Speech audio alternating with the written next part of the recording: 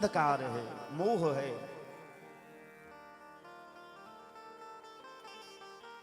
अच्छा बुरा ना मानिएगा, लेकिन सत्य बताइए कि यहां एक भी श्रोता ऐसे हैं जिनके जीवन में किसी प्रकार का दुख नहीं है? हमको तो नहीं लगता कि ऐसा कोई हो सकता है। जीवन है तो जीवन में सुख और दुख दोनों है। किसी के जीवन में सुख अधिक है, किसी के जीवन में दुख अधिक है, लेकिन सुख दुख का नाम ही जीवन है। एक संत कहते हैं, को तन दुखी को मन दुखी को धन बिन रहत उदास, थोड़े थोड़े सब दुखी सुखी राम के दास। कोई शरीर से बहुत परेशान है, बीमार है, को तन दुखी को मन दुखी को धन बिन रहत उदास, थोड़े थोड़े सब दुखे सुखी राम के दास। काम के जो दास हैं, जो काम के पीछे पीछे भागते हैं, वो सुखी नहीं है, क्योंकि काम जो है हमारे दुख का मूल कारण है। जब तक मन में काम है तब तक आप दुखी हैं। काम माने इच्छा। जब तक किसी वस्तु की इच्छा है, कुछ पाने की इच्छा है, और जब तक वो मिल नहीं जाता है तब तक हम परेशान रहते हैं, दुखी रहते हैं। और जैसे वो मिल गया तो फिर आगे की कल्पना करते हैं कि कुछ और मिल गया, फिर जब वो मिल गया तो फिर आगे और कुछ और चाहिए। तो इच्छाएं अनंत है, और अनंत इच्छा के कारण ही हम जीव परेशान हैं, दुखी हैं। तो बोले सत्संग करने से क्या सुखी हो जाएंगे? निश्चित हो जाएंगे, लेकिन तब जब मन से कथा सुनेंगे। इस कान से सुनेंगे तो हो सकता है कि एक कान से यदि सुन रहे हैं तो दूसरे कान से वो निकल भी जाए, लेकिन मन से कथा सुनिएगा, वो कथा निकलती नहीं है, वो हृदय में घर कर जाती है। आप कथा के माध्यम से आगे श्रवण करेंगे। आत्मदेव नाम के जो पंडित जी हैं, गोकर्ण जी के जो पिताजी हैं, वो भी दुखी थे धुंधुकारी के कारण, और धुंधुकारी के कारण ही उनकी मां धुंधली भी दुखी थी। लेकिन एक को सदगति मिली, एक की अधोगति हुई। क्यों? क्योंकि आत्मदेव ने सत्संग किया था। मैं ये नहीं कहता कि सत्संग करने वाले के जीवन में दुख नहीं आता है, जरूर आता है। चूंकि सुख और दुख का संबंध सत्संग करना न करना इससे नहीं है। सुख दुख का संबंध हमारे पूर्व जन्म के कर्म के अनुसार हमारे प्रारब्ध से है। यदि प्रारब्ध में सुख लिखा है तो आप चाहे बाबा जी बन के रहिए, चाहे गृहस्थ बन करके रहिए, आप देश में रहिए विदेश में रहिए, यदि आपके प्रारब्ध में सुख है तो आपको मिलेगा। उसी प्रकार यदि आपके प्रारब्ध में दुख है तो आप चाहे वन में चले जाइए, घर में रहिए, कहीं भी जाइएगा, आपके प्रारब्ध में यदि दुख है तो आपको मिलेगा। कर्म हमारा पीछा कभी नहीं छोड़ता। अवश्यमेव भोक्तव्यम कृतम कर्म शुभाशुभम। जैसे हजारों गाय के बीच में एक गाय का बछड़ा है, और वो बछड़ा अपनी मां को पहचान जाता है। हजार गाय के झुंड में एक बछड़ा को छोड़ दीजिए, वो बछड़ा अपनी मां को पहचान जाता है। ठीक उसी प्रकार आप कहीं भी कितनी भी भीड़ में चले जाइए, आपके प्रारब्ध के अनुसार जो आपका कर्म है, और उस कर्म के अनुसार जो आपके भाग्य में सुख दुख लिखा है वो मिलेगा।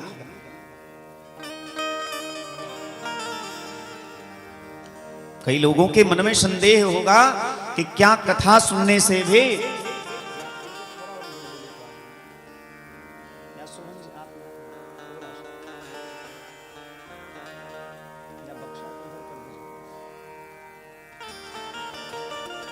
कई लोगों के मन में संदेह होगा तो क्या कथा श्रवण करने से दुख की निवृत्ति नहीं होती? बताइए, कथा सुनने से दुख मिटता है कि नहीं मिटता है?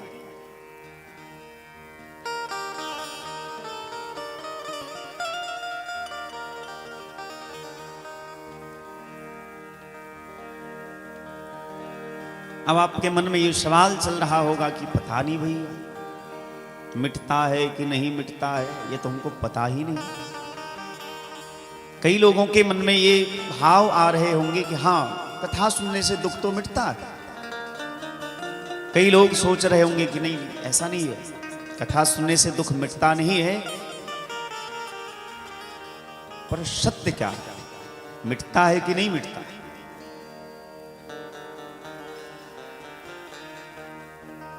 आप लोगों के मन में दो प्रकार का भाव आ रहा है। आपके चेहरे से पता चल रहा है कि आप निर्णय ही नहीं कर पा रहे हैं इसमें किसको छोड़। और बात भी सही है।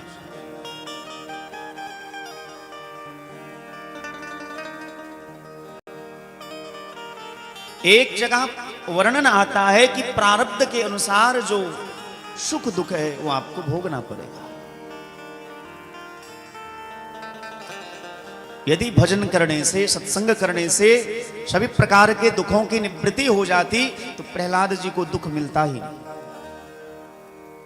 ध्रुव जी को दुख नहीं मिलता, शबरी को दुख नहीं होता, मीरा को दुख नहीं होता, सूर कबीर को दुख नहीं होता। बड़े बड़े महात्मा ऐसे हुए हैं जिनके जीवन में अनेक प्रकार की विषम परिस्थितियां आई है, अनेक प्रकार के दुख आए।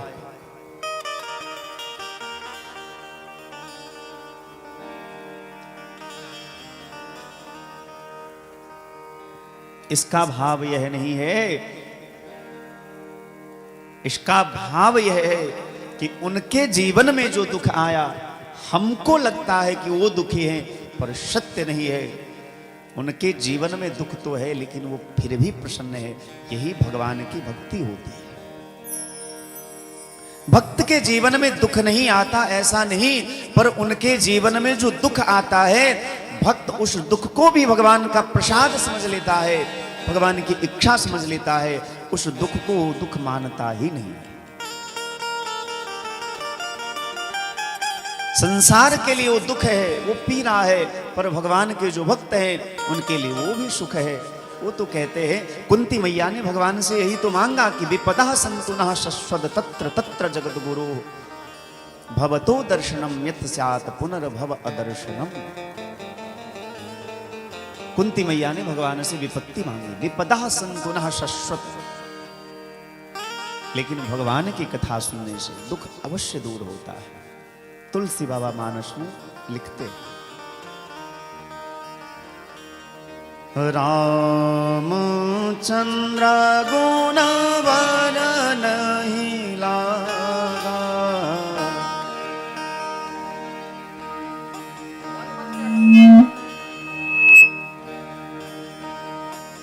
रामचंद्र गुण नहीं लागा,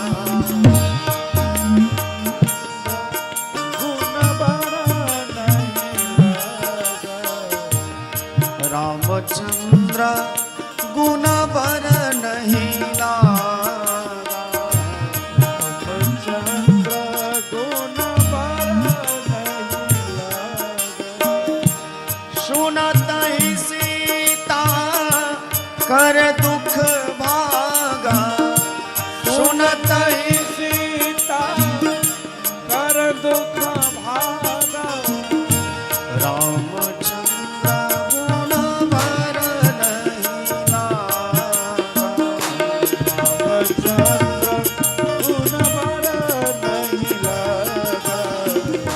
रामचंद्र गुण बर नहीं लागा, रामचंद्र गुण बर नहीं लागा।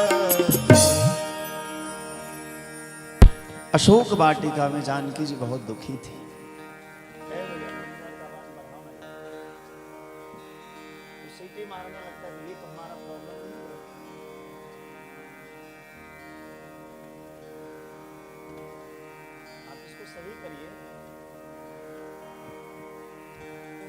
रामचंद्र गुण बर नहीं लागा, सुनत ही सीता कर दुख भागा। रामचरितमानस के सुंदर कांड में यह प्रसंग आता है, जब जानकी जी का दर्शन हनुमान जी महाराज करते हैं और हनुमान जी महाराज ने देखा कि जानकी जी बहुत दुखी हैं, परेशान हैं, उदास हैं, रावण के द्वारा ये प्रताड़ित हो रही हैं। हनुमान जी ने तुरंत भगवान की कथा कहना प्रारंभ कर दिया। रामचंद्र गुण बर नहीं लागा, सुनत ही सीता कर दुख भागा। संसार में ऐसी कोई औषधि नहीं है जो एक सेकंड में आपका दुख दूर कर दे। जबकि मेडिकल साइंस बहुत आगे बढ़ा, एक से एक असाध्य रोगों का दवाई है, लेकिन दुख दूर करने का कोई दवाई नहीं। संत भगवान कहते हैं दुख दूर करने का एक ही दवाई है, भगवान की कथा सुनिए। भगवान की कथा सुनेंगे तो आपका दुख दूर हो जाएगा। क्योंकि भगवान का विस्मरण होना दुख है और भगवान का स्मरण होना ही सुख है। जब कथा सुनते हैं तो कथा के माध्यम से, लीलाओं के माध्यम से भगवान का स्मरण होता रहता है और हमारे दुखों की निवृत्ति हो जाती है। अज्ञान हेतु कृत मोह मदांधकार, नाशं विधाय हि तदोदयते विवेकः। सत्संग करने से, भगवान की कथा श्रवण करने से अज्ञान हेतु कृत मोह मदांधकार, अज्ञानता के कारण, जड़ता के कारण जो मोह है, मद है, अंधकार है,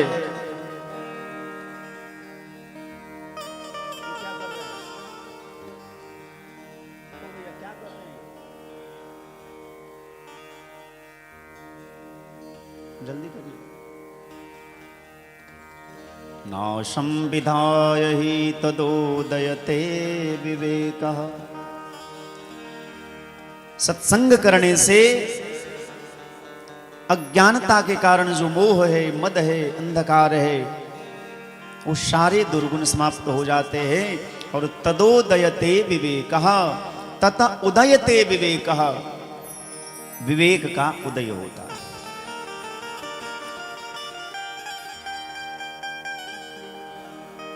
हम लोग जिन भगवान की कथा श्रवण करने के लिए यहां बैठे हैं, भगवान का स्वरूप कैसा है और स्वभाव कैसा है। क्योंकि भैया जिनके साथ संबंध बनाने यहां बैठे हैं, जिनके साथ हमारा संबंध है, उनके स्वरूप का पहले चिंतन करें। श्री वेद व्यास भगवान कहते हैं वो भगवान सत्य है, चित है और आनंद है। सच्चिदानंद रूपाय। अरे उनके कान में ही लगा दिए, गिरा के लगाइए।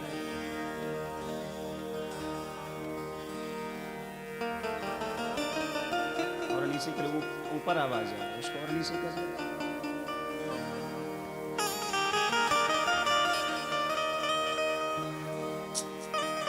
ऐसे कर दीजिए ना, है तो हाँ ऐसे कर दीजिए।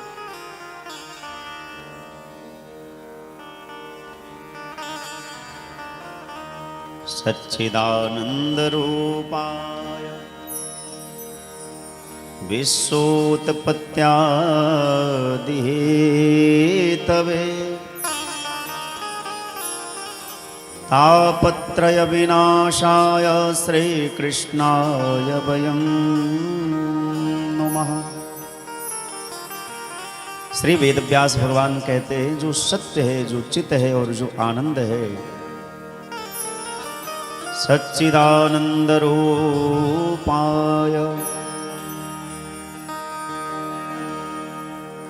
जिन भगवान का हम आप ध्यान करते हैं,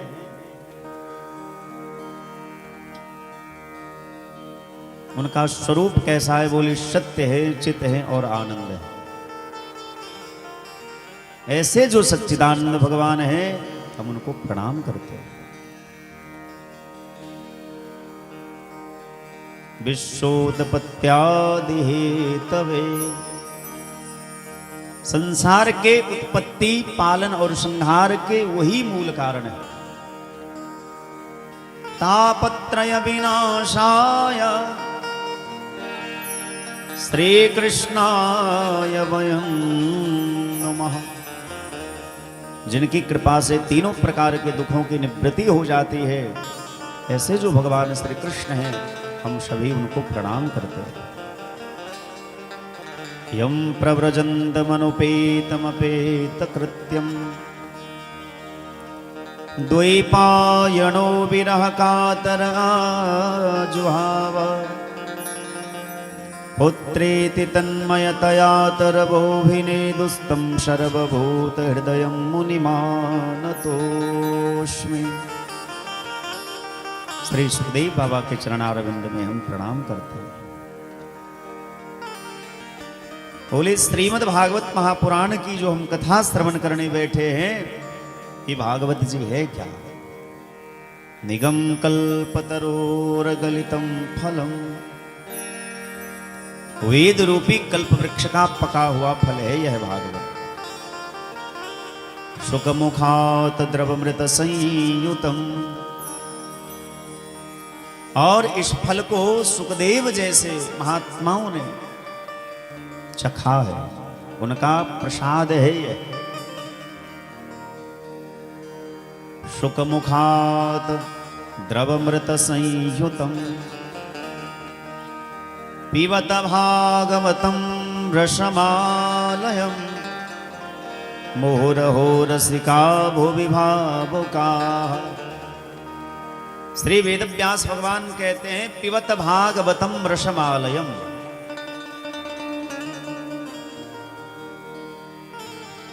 इससे पहले तो उन्होंने कहा कि निगम कल्प तरोर गलितम फलम, भागवत को वेद रूपी वृक्ष का फल कहा। और आगे की पंक्ति में कह रहे हैं कि पिबत भागवतम रसमालयम, ये रस का समुद्र है, रस का भंडार है। यदि श्रीमद् भागवत महापुराण फल है, तो क्या इसमें छिलके नहीं है, गुठली नहीं है?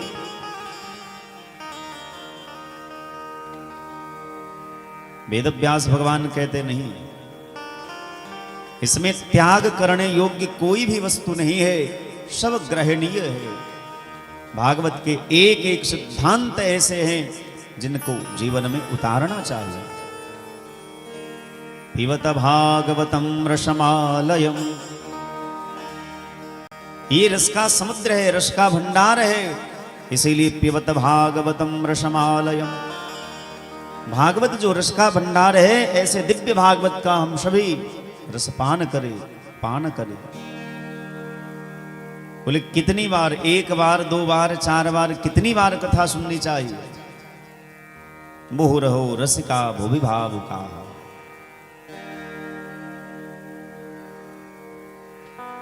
बार बार भगवान की कथा सुननी चाहिए। जैसे कोई एक बार भोजन कर लेता है तो क्या फिर दोबारा भोजन नहीं करता? जैसे हम भोजन कई बार करते हैं, ऐसे भोजन भी बार बार करना चाहिए। भगवान की कथा भी बार बार सुननी चाहिए। लेकिन किसको? कथा कौन सुनेगा? जो रसिक होगा, जो भावुक होगा, जिसके हृदय में भगवान के प्रति, भगवान की कथा के प्रति भाव नहीं है, जो रसिक नहीं है। यदि वो कदाचित कथा में आ भी जाए तो कथा को सुन नहीं पाता। ठीक उसी प्रकार जैसे लोग गंगा स्नान करने जाते तो हैं सिमरिया, लेकिन जरता जार विषम उर लागा, गए हो न मज्जन पाव अभागा। यहां से पूरा बोरिया बिस्तर बांध करके गए कि 1 महीने तक गंगा में डुबकी लगाएंगे, लेकिन वहां जाने के बाद ठंड लगने लगी तो चापाकल पर ही स्नान करने लगे।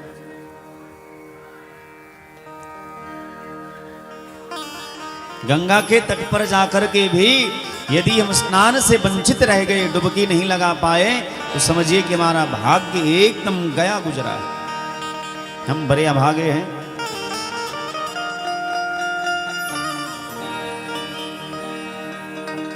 कई लोग ऐसे होते हैं जो गंगा के तट पर तो चले गए पर गंगा स्नान नहीं कर पाते हैं। यदि वो सिमरिया से लौट करके आए, पूछे क्यों भैया 1 महीने तक स्नान किए कि नहीं। जिन्होंने स्नान किया है वो तो बड़ी प्रशंसा करेंगे, पर जिन्होंने स्नान नहीं किया है वो कहेंगे अरे बाप इतनी गंदगी थी। अच्छा भैया, तो और के लिए गंदगी नहीं थी क्या? गंदगी तो सबके लिए रही होगी। जो बहोरी कोई पूछन आवा, सर निंदा करिता ही बुझावा। वो उसकी निंदा करता। ठीक उसी प्रकार यह भी एक गंगा का तट ही है। जहां जहां भगवान की कथा होती है, चूंकि मुद मंगलमय संत समाजो, जो जग जंगम तीर्थ राजू। राम भक्ति जहां सुर सरि धारा, सरसई ब्रह्म विचार प्रसारा। भगवान की कथा जहां होती है वो गंगा का तट ही होता है। आप जब घर से जाते हैं गंगा स्नान करने के लिए तो सूट बूट लगा करके जाते हैं, लेकिन जब गंगा के तट पर जाते हैं तो क्या करते हैं? जूता चप्पल उतार करके रख देते हैं, तब जाकर के गंगा में डुबकी लगाते हैं। ठीक उसी प्रकार आप चाहे जितने भी थके हों, आप गंगा में जैसे डुबकी लगाते हैं आपका मन शांत हो जाता है, देह शीतल हो जाता है, मन पवित्र हो जाता है। ठीक उसी प्रकार जो इस कथा में भी हृदय से डुबकी लगाएगा, उसके जन्म जन्मांतर के पाप तत्काल नष्ट हो जाएंगे। श्री नैमिषारण्य क्षेत्र में 88,000 ऋषियों के मध्य श्री सूत जी महाराज व्यासपीठ पर विराजमान है। प्रतिदिन की भांति महात्माओं ने नित्य क्रिया से निवृत्त होकर के सूत जी महाराज के समक्ष सुंदर विचारों को रखा। शौनकादि ऋषि पूछते, काल व्याल मुख क्राश त्राश निर्नाश हे तबे। हे सूत जी महाराज, आपके ऊपर गुरु भगवान की बड़ी कृपा है। आपके ऊपर गुरुदेव भगवान की कृपा है, इसलिए कृपा करके यह बताइए कि इस कराल कलयुग में भगवान कृष्ण की प्राप्ति का साधन क्या है?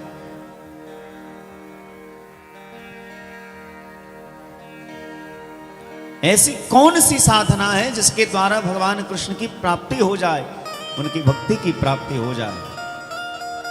सूत जी महाराज कहते हैं, यद वैष्णवा नाम धनम। ये भागवत जो है वैष्णवों का धन है। गांव घर में सरकारी जमीन होती है, जिस पर गांव वालों का अधिकार नहीं, उस पर सरकार का अधिकार होता है। उसी प्रकार है तो भागवत सबके लिए, पर ये वास्तव में केवल वैष्णवों का धन है। अब अधिकार कोई जमा ले, भगवान सबके हैं तो भगवान की कथा भी सबकी है। लेकिन सूत जी महाराज कहते यद वैष्णवा नाम धनम। उन्होंने ये नहीं कहा कि संसारियों का धन है। सूत जी महाराज कहते हैं वैष्णवों का धन है। वास्तव में तो भागवत पर केवल वैष्णवों का ही अधिकार है। कबीर बाबा के जितने भजन सुनेंगे आप, सब भजनों के अंत में एक पद होता है, कहत कबीर सुनो भई साधो। कबीर बाबा से किसी ने पूछा कि आप सब पद में ऐसा क्यों कहते हैं,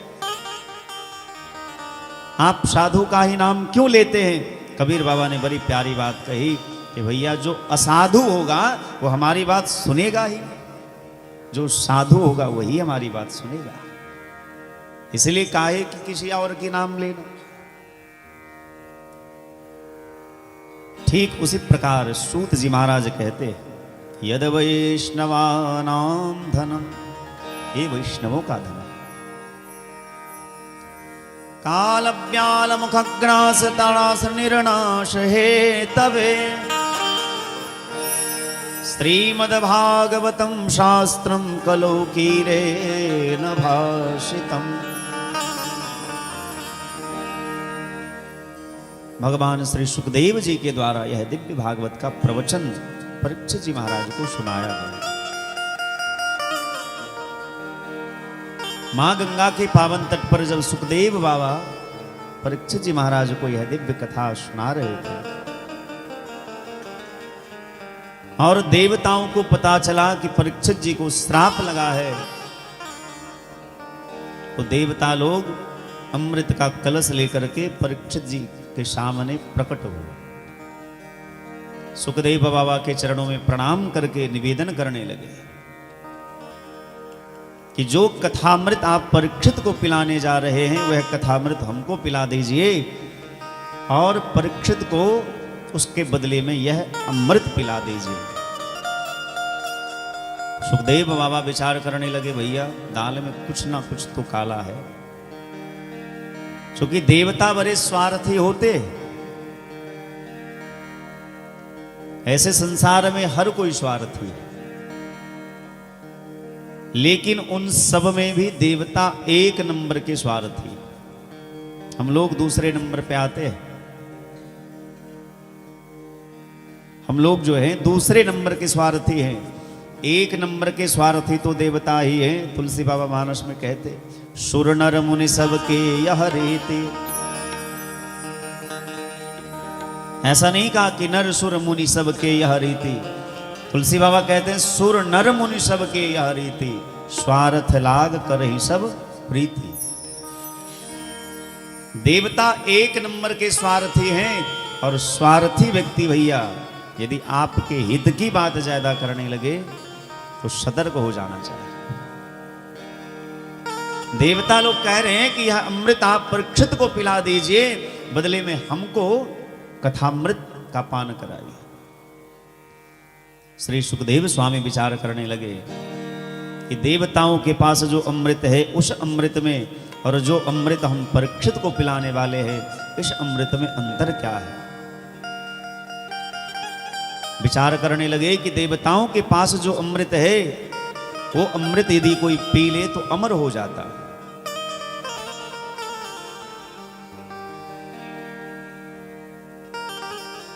लेकिन फिर भी मरने का डर जो है वो समाप्त नहीं होता। पर हमारे पास जो अमृत है इस कथामृत का पान करने से हम अमर भी हो जाते हैं और हमको अभयता भी मिलती है। पहला अंतर तो यह। दूसरा अंतर, यदि कोई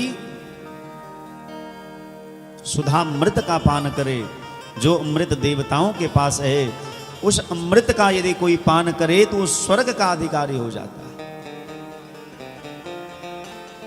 और स्वर्ग में जाने के बाद नाना प्रकार के सुखों को भोगता है। क्षीणे पुण्य मृत्यु लोके विसंति, और जैसे जैसे उसका पुण्य क्षीण होता है वो धीरे धीरे फिर से संसार में आ जाता है।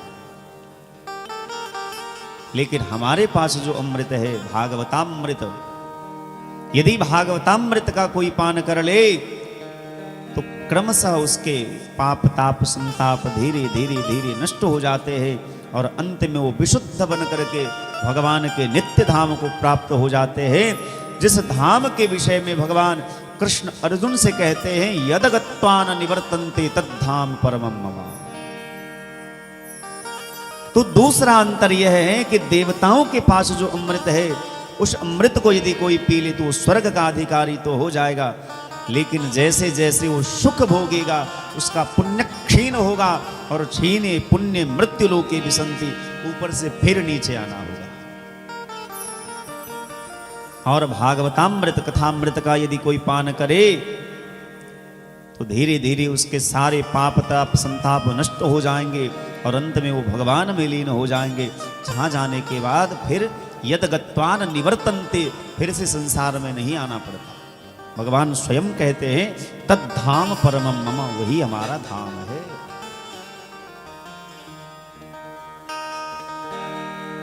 सुखदेव बाबा ने देवताओं को डांटा, ए ठगियाओं, हमको ठगने आए हो? तुम्हारे पास जो अमृत है वो अमृत देकर के हमारे अमृत को खरीदने आए हो, लेकिन जो तुम्हारे पास अमृत है वो कांच का टुकड़ा है और हमारे पास जो अमृत है वो हीरा है। क्व सुधा क्व कथा लोके क्व काचः क्व मनिर्मः। यदि संसार के कोई सामान्य वक्ता होते तो शायद देवता लोग ठग लेते, लेकिन ब्रह्मरात हैं भगवान श्री सुखदेव स्वामी। ब्रह्मरातो विचारयैवं तदा देवान् जहाशः। ब्रह्मरात भगवान श्री सुखदेव स्वामी ने देवताओं को अभक्त जान करके अभक्तांस्तां सविज्ञाय न ददौ शक कथामृतम, देवताओं को अभक्त जान करके ढांट करके भगा दिया। मानो संकेत ये है कि अभक्त जो है वो कथा का अधिकारी नहीं है। अभक्ते नैव दातव्यम, अभक्त को आप सुना भी दीजिएगा। क्रोधे ही समकामी ही हरि कथा ओशर बीज बये फल जथा। जैसे बढ़िया से बढ़िया क्वालिटी का बीज जो है ऊसर जमीन में गाड़िए, वो कभी नहीं पनपेगा, वो बेकार हो जाएगा। उसी प्रकार जिसके हृदय में भगवान की भक्ति का रस नहीं है, जिसका हृदय रूपी खेत पानी से भीगा नहीं है, पानी मानी वो हम लोग जो पीते हैं वो पानी नहीं, भगवान की भक्ति रूपी पानी, सत्संग रूपी जल से जिसका हृदय नहीं भीगा है, जब कैसे पता चलेगा कि हमारा हृदय भगवान की भक्ति रूपी रस से भीगा है। मानस में भगवान बड़ा सुंदर भाव कहते, मम गुण गावत पुलक शरीरा। मम गुण गावत पुलक शरीरा। मम गुण गावत पुलक शरीरा।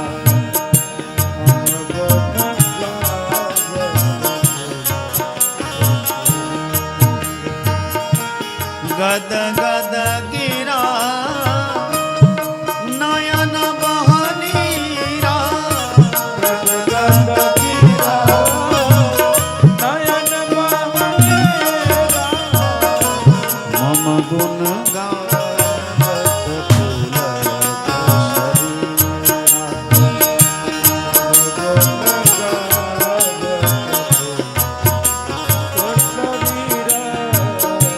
मम गुण गावत पुलक शरीरा। मम गुण गावत पुलक शरीरा। तुलसी बाबा कहते हैं भगवान की कथा कहते कहते, भगवान की कथा सुनते सुनते, गुणगान करते करते, लीलानुवाद करते करते यदि आंख से अश्रुधारा बहने लगे। आप भगवान की कथा सुन रहे हैं, भगवान का गुणगान कर रहे हैं, नाम कीर्तन कर रहे हैं, भगवान की सुंदर झांकी का दर्शन कर रहे हैं, और यदि आपके आंखों से अनायास अश्रुधारा बहने लगे तो समझिए आपके हृदय के किसी न किसी कोने में भगवान की भक्ति है।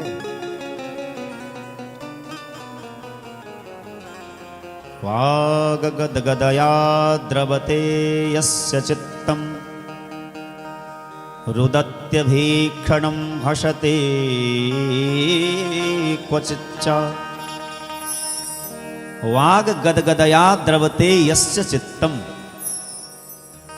भगवान की कथा सुन रहे हैं और आपका देह रोमांचित हो जाए, रोम रोम पुलकित हो जाए, नृत्य करने का मन करे। आप देखेंगे जो भगवान के भक्त होते हैं वो आधे पागल होते हैं। और यदि वो पागल नहीं है तो भगवान का भक्त हो ही नहीं सकता, क्योंकि दुनिया की दृष्टि में वो उसको लोग पागल ही कहते हैं। अरे एकदम पगला गया है, 24 घंटा माला जपता रहता है, एकदम पूरा पागल हो गया है, हर समय कथा सुनता रहता, दुनिया वाले यही कहते हैं। और भैया पागल बनने में बड़े फायदे में रहेंगे, क्योंकि पागल आदमी को आदमी ठुकरा देता है, ये पागल, अरे छोड़ो यार, ये किसी काम का नहीं। अच्छे बन करके रहेंगे तो आप मतलब के रहेंगे, और ये दुनिया बड़ी मतलबी है। जब तक आपसे मतलब निकलता रहेगा तब तक आपसे प्रेम करने का स्वांग रचता रहेगा यह संसार। तो आपकी भलाई इसी में है कि आप पागल बन करके रहिए। जर भरत जी महाराज की कथा भागवत में आती है, पर बड़े ज्ञानी थे, जीवन में पहली बार बोले और राजा रहुगण को मुक्त कर दिया, लेकिन संसार उन्हें पागल ही कहती थी, दुनिया के लोग उन्हें पागल ही कहते थे।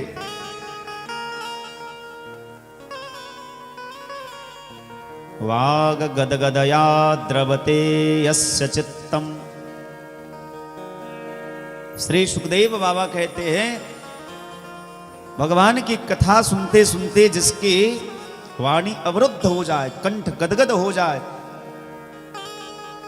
देह पुलकित हो जाए, आंख से अश्रुधारा बहने लगे, हंसती क्वचित, पागल की तरह वो कभी हंसता है, कभी रोता है, कभी नृत्य करता है, कभी ताली बजाता है।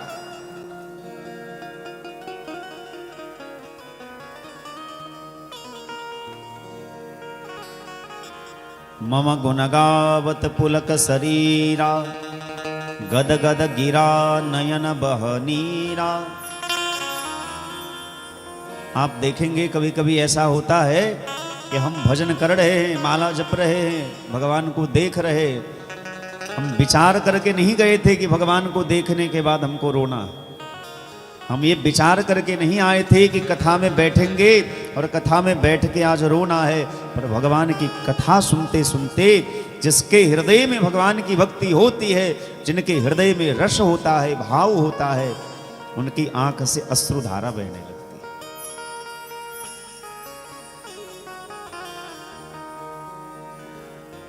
तो जिसका हृदय भगवान की भक्ति रूपी जल से ओतप्रोत है, सजल है जिसका हृदय, उसी के हृदय में भगवान की कथा टिकती है। और जिसका हृदय निरस है, भगवान की कथा के प्रति जिनका प्रेम नहीं है, उसको चाहे जितने अच्छे से कथा सुना दीजिए, उसके हृदय में भगवान की कथा नहीं टिकेगी। क्रोधि समकामी हरि कथा, ओषर बीज बये फल जथा। सठ सन विनय कुटिल सन प्रीति, सहज कृपन सन सुंदर नीति। ममतारत सन ज्ञान कहानी, अति लोभी सन विरति बखानी। क्रोधि समकामी हरि कथा, ओषर बीज बये फल जथा। सुंदरकांड में मानस में वर्णन आया। अच्छा, हृदय सजल होगा कैसे?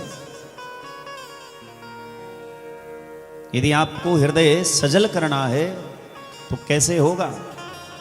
बोले श्री गुरु चरण सरोज रज। गुरु जी के चरण में जब प्रीति हो जाएगी, महापुरुषों के चरण में जब प्रीति हो जाएगी, तो किसी महापुरुष की अचानक कृपा होगी, गुरुजनों की कृपा होगी, श्रेष्ठ जनों की कृपा होगी, वैष्णवों की कृपा होगी। उनके आशीर्वाद से ही आपका हृदय सजल होगा। चूंकि गुरुर ब्रह्मा गुरुर विष्णु गुरुर्देवो महेश्वरः।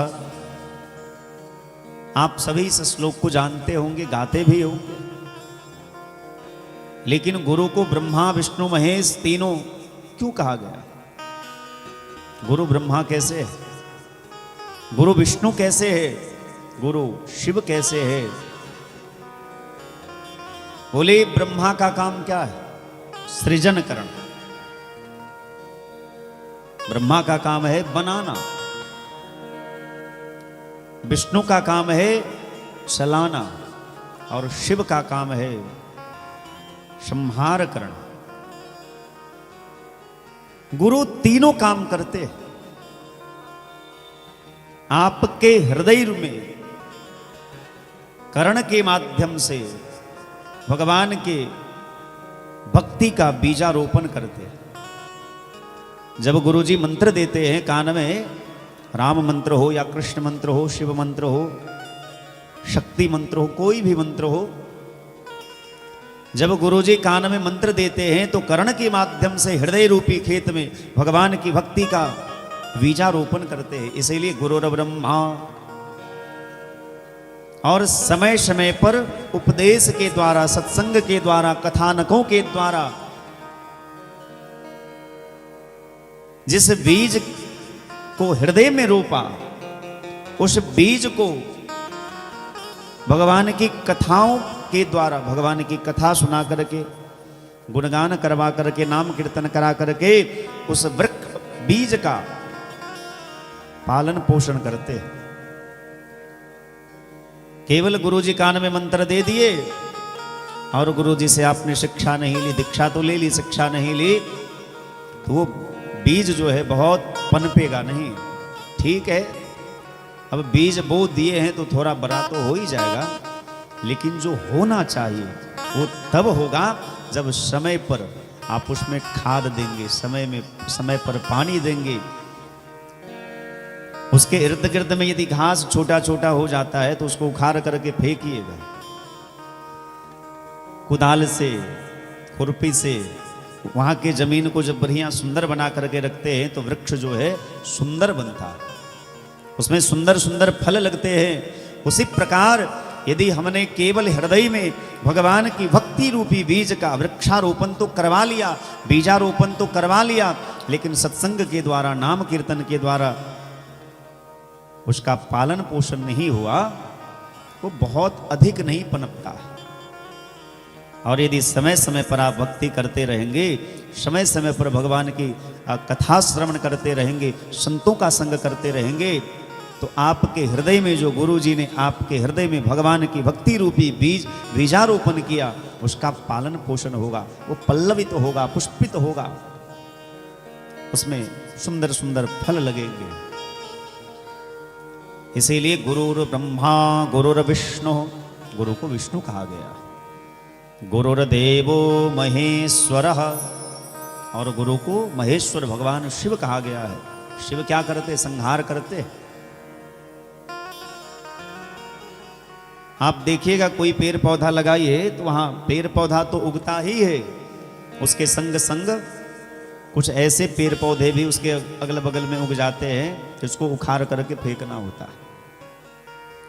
ठीक उसी प्रकार जब हम सत्संग करते हैं तो हमारे मन में कई प्रकार की भ्रांतियां भी होती है, कई प्रकार के संदेह भी होते हैं। तो संदेह रूपी, शंका रूपी, भ्रांति रूपी जो छोटे छोटे पौधे हृदय में उग जाते हैं, तो गुरु जी क्या करते हैं? सत्संग के द्वारा ही उस छोटे छोटे पौधे को, जो उस वृक्ष को हानि पहुंचाएगा, उसको उखाड़ करके फेंक देते हैं। इसीलिए गुरुर देवो महेश्वर, हमारे हृदय में जो दोष है, छिद्र है, अवगुण है, कमियां है, उस कमियों को, उन दोषों को गुरु जी उखाड़ करके फेंक देते हैं, नाश कर देते हैं। इसीलिए गुरुर देवो महेश्वर, गुरु ब्रह्मा है, गुरु विष्णु है, गुरु शिव है,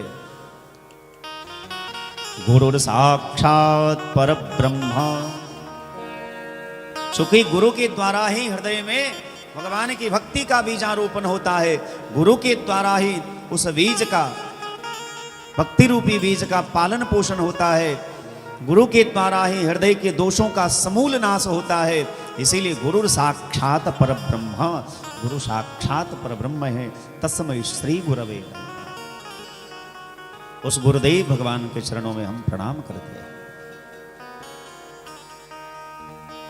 अभक्तां स्तां सविज्ञाय न ददौष कथामृतम, श्रीमद्भागवती वार्ता सुराणामपि दुर्लभा। जो भागवत जी की कथा हम आपको बड़ी सुलभता से मिल जाती है, ये देवताओं के लिए दुर्लभ है।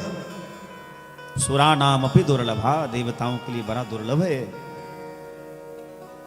अच्छा, तो विचार करिए, जब देवताओं के लिए दुर्लभ है तो हमारे आपके लिए सुलभ कैसे हो जाता है? जो चीज देवताओं के लिए दुर्लभ है वो चीज हमारे आपके लिए सुलभ कैसे हो जाता है? क्योंकि हम देवता से ज्यादा भाग्यशाली।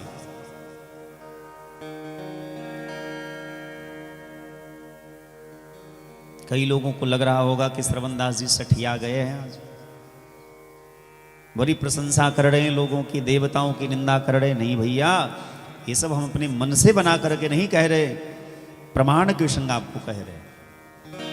भागवत के महात्म में ही लिखा है कि श्रीमद् भागवती वार्ता सुरा नाम भी दुर्लभा, देवताओं के लिए भी भागवती वार्ता दुर्लभ है।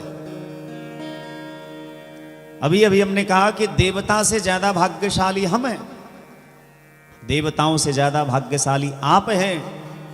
क्यों? क्योंकि मनुष्य शरीर प्राप्त हुआ है। शरीर माध्यम खलु धर्म साधन, इस शरीर के द्वारा नाना प्रकार के धर्मों का साधन हो पाता है। और तुलसी बाबा ने तो मानस में लिखा कि बड़े भाग मानुष तनु पावा सुर दुर्लभ। हम देवताओं से भाग्यशाली इसलिए भी हैं क्योंकि देवताओं को भगवान की कथा सुनने का लाभ नहीं मिला, लेकिन हम लोग मनुष्य हैं इसलिए हम लोगों को भगवान की कथा सुनने का अवसर प्राप्त हुआ। इसलिए हम सभी देवताओं से ज्यादा भाग्यशाली हैं। जिस कथा से देवताओं को वंचित रखा गया वही कथा हम आप सभी श्रवण कर रहे हैं, तो देवताओं से इसलिए भी हम लोग भाग्यशाली हैं। देवताओं को डांट करके सुखदेव बाबा ने भगा दिया, तुम कथा के अधिकारी नहीं, तुम अभक्त हो। यदि तुम श्रद्धा पूर्वक कथा श्रवण करने आते तो हम तुम्हें जरूर कथा सुनाते, लेकिन तुम तो बनिया बन करके आए हो। सुधामृत देकर के कथामृत खरीदने आए हो। देवताओं ने जाकर के ब्रह्मा जी से शिकायत किया, देखिए बाबा, हम तो देवता हैं, स्वर्ग में रहने वाले देवता हैं, लेकिन फिर भी हमको कथा नहीं सुनाई गई, हम कथा से वंचित रह गए। ब्रह्मा जी ने कहा कि देखो तो सही कि 7 दिन में कथा सुनने से होगा क्या। एक एक करके जब 7 दिन की कथा पूरी हो गई और तक्षक नाग ने परीक्षित जी महाराज के पांचभौतिक देह का दंशन किया, उनके देह से दिव्य प्राण निकल करके भगवान के चरण में जाकर के लीन हो गए। क्योंकि कथा का मतलब है संबंध, कथा का मतलब है जीवात्मा और परमात्मा का संबंध। कथा वही है जो जीवात्मा को परमात्मा से मिला दे। राज्ञो मोक्षं तदावीक्षा पुरा धातापि विस्मिता, सत्यलोके तुलां बद्ध्वा तोलयत साधनान्यजः।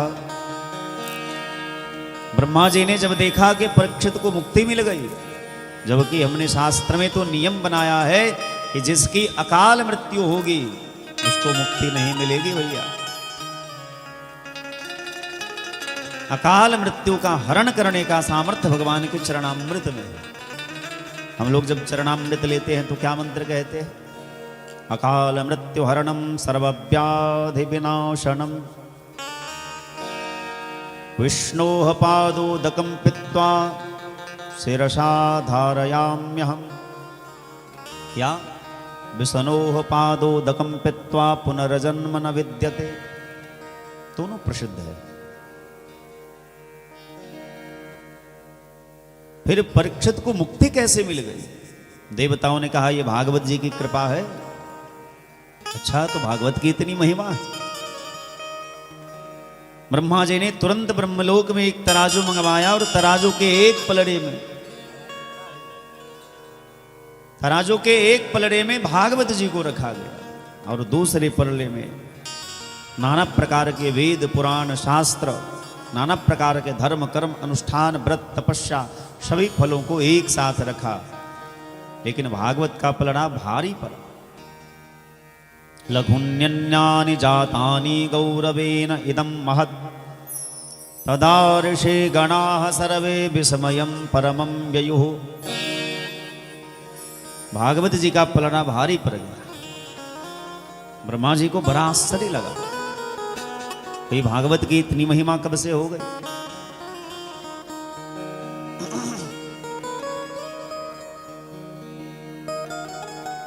ब्रह्मा जी ने भागवत जी का ध्यान किया। जैसे आंख बंद करके भागवत जी का ध्यान किया ब्रह्मा जी ने, भागवत जी के एक एक अक्षर में भगवान कृष्ण की श्यामलता का दर्शन होने लगा। जब भगवान श्री द्वारिकाधीश इस धराधाम को छोड़ करके गोलोक धाम जा रहे थे, उद्धव ने निवेदन किया कि हे प्रभु, आपके चले जाने के बाद धर्म किसके शरण में जाएगा।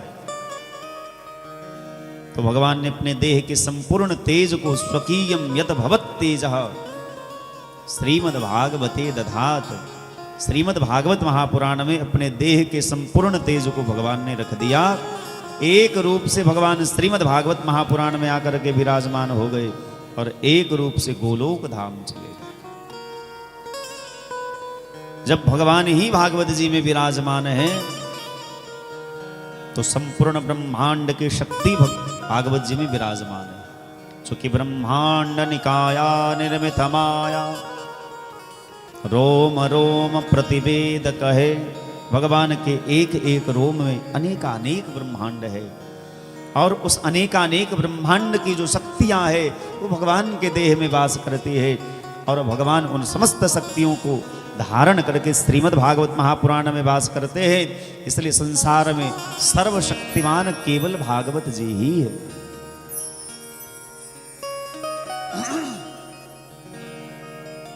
सभी देवी देवताओं ने, महात्माओं ने यह घोषणा की, मेनिरे भगवद रूपम शास्त्रम भागवतम कलौ। इस कराल कलयुग में भागवत साक्षात भगवान के जैसे प्रतिष्ठित होंगे। भागवत को कोई ग्रंथ समझ करके इनका आदर न करे, भगवान साक्षात इसमें वास करते हैं। भागवत जी चलते फिरते भगवान का वांगमयी विग्रह है। तेनेयं वांगमयी मूर्ति प्रत्यक्षा वर्तते हरिः। साक्षात भगवान श्री द्वारिकाधीश इस भागवत जी में वास करते हैं। इसीलिए भागवत जी की शरण को जो स्वीकार करते हैं, भागवत जी के चरणों में जो लेटे रहते हैं, संसार की ऐसी कोई इच्छा नहीं है जो उसकी पूरी नहीं होती। यदि कल्प वृक्ष के नीचे कोई बैठे तो केवल संसार के भोग्य पदार्थों से प्राप्त होंगे। कल्प वृक्ष की बहुत अधिक कृपा होगी तो स्वर्ग का सुख दे सकता है।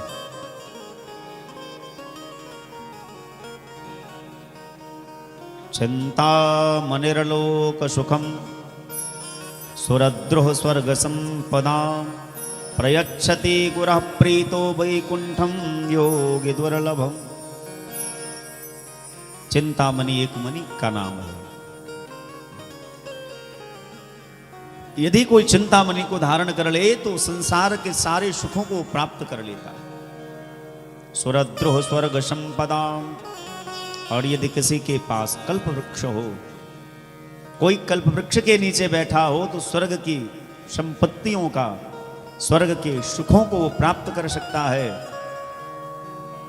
लेकिन भगवान की जिस पर कृपा हो, गुरु की जिस पर कृपा हो, भागवत जी की जिस पर कृपा हो, वो भगवान को प्राप्त कर लेता है। इसीलिए हम आप सबको भागवत जी की शरण में आनी चाहिए। शौनक आदि ऋषियों ने श्री सूत जी महाराज से पूछा, हे सूत जी महाराज, सप्ताह भागवत की कथा सबसे पहले किसने किसको कब और कहां सुनाई? सूत जी महाराज कहते हैं कि सबसे पहले श्री शनकादि ऋषि ने नारद बाबा को सप्ताह भागवत की कथा सुनाई। शौनकादि ऋषियों ने कहा कि ये तो बड़ा आश्चर्य है। सनकादि ऋषि ऐसे दिव्य संत हैं जो संसारियों के बीच में जल्दी जाते नहीं। वो तो हर समय भगवान के भजन करते रहते हैं, अपने आप में मस्त रहते हैं। वो तो आत्मा राम है। कथा मात्रैक जीविनः। एक भैया कथा कहते, तीन बैठ करके सुनते हैं, फिर उस तीन में से एक उठ करके कथा कहते, बाकी तीन श्रोता और एक वक्ता। सब दिन कथा होती ही रहती है। उनके लिए तो कथा ही जीवन है। लेकिन नारद जी एक ऐसे संत हैं जो 7 दिन क्या 7 मिनट कहीं टिकने वाले नहीं है। फिर इन दोनों का संवाद कैसे हुआ, कहां सप्ताह भागवत की कथा हुई, कृपा करके हमको बताइए। श्री सूत जी महाराज कहते हैं, एकदा हि विशालायाम चत्वारो ऋषयो मलाः सतसंगारथं शमायाता तद्रिसुस्तत्र नारदम्। एक बार की बात है, सनकादि ऋषि जो ब्रह्मा जी के मानस पुत्र हैं और भगवान का प्रथम अवतार है।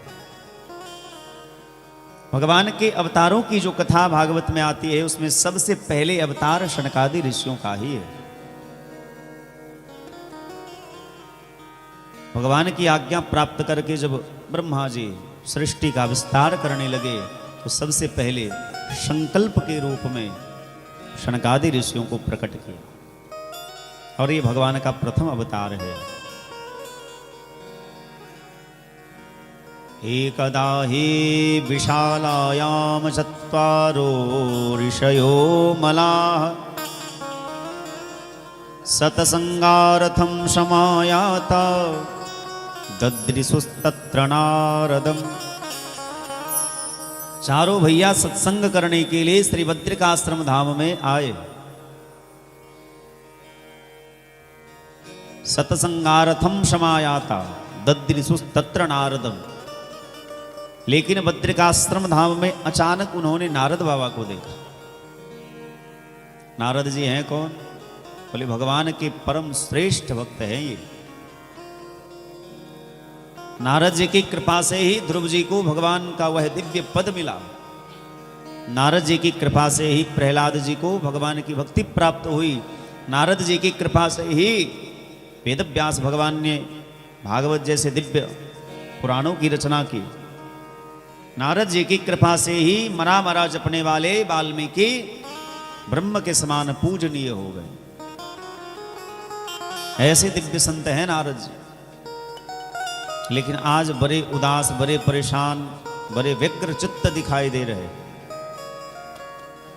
लेकिन भैया महात्मा जब कभी परेशान होता है तो अपने लिए नहीं औरों के लिए होता है। नारद जी बड़े चिंतातुर हैं, बड़े दुखी हैं, मुंह लटका हुआ है। शनकादि ऋषियों ने पूछा कि त्वरितम गम्यते कुत्र, इतनी जल्दी जल्दी कहां जा रहे? त्वरितम गम्यते कुत्र कुतश्चा गमनम तव, और कहां से आए?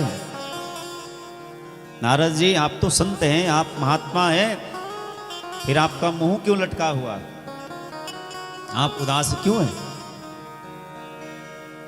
और आप तो ऐसे उदास लग रहे हैं मानो आपका धन किसी ने चुरा लिया।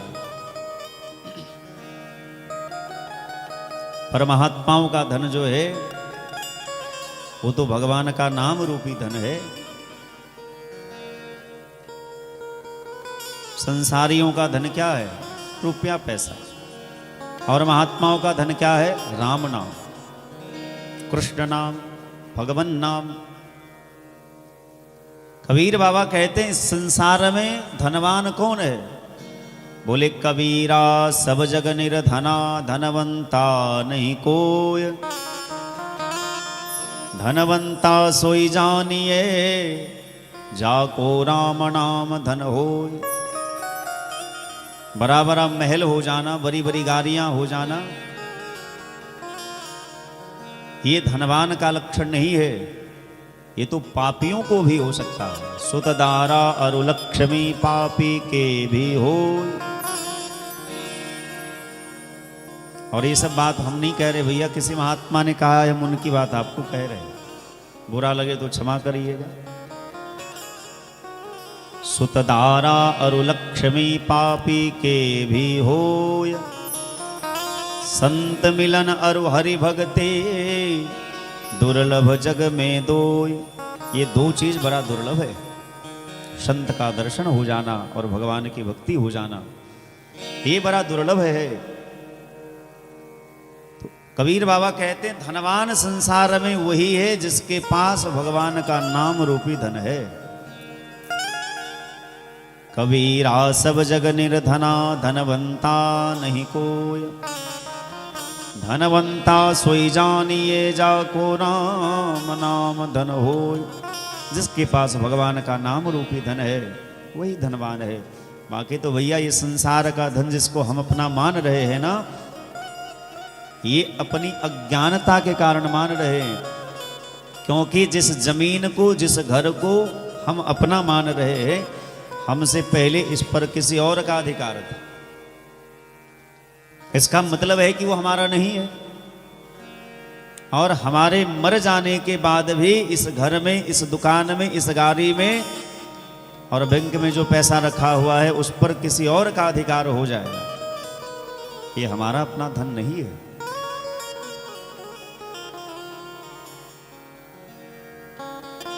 तो जब भैया अपना धन नहीं है तो फिर दूसरे का धन है तो खूब लुटाओ, क्या ये मतलब है? नहीं। हमारा मतलब ये नहीं कि आप खूब लुटाइए,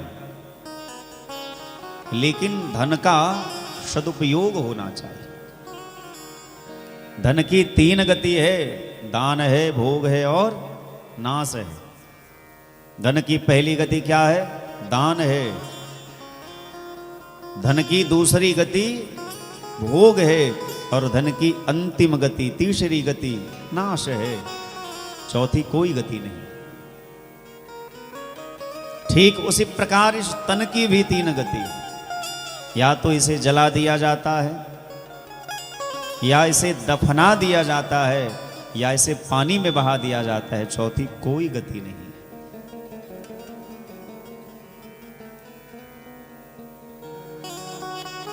या तो इस देह की भू समाधि होती है, या इस देह की जल समाधि होती है, या इस देह की अग्नि समाधि होती है। चौथी कोई गति नहीं है।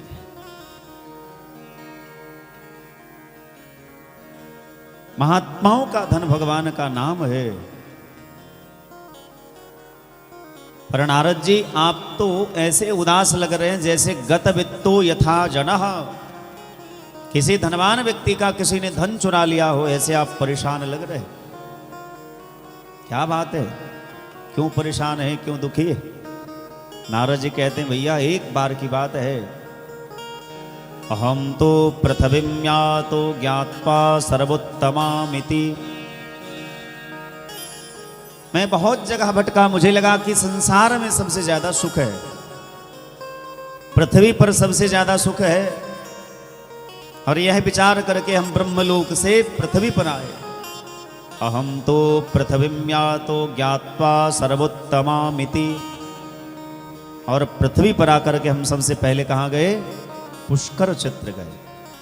पुष्करम च प्रयागम च। पुष्कर में जहां ब्रह्मा जी का मंदिर है, हम ब्रह्मा जी के मंदिर को दर्शन करने गए। पुष्करम च प्रयागम च।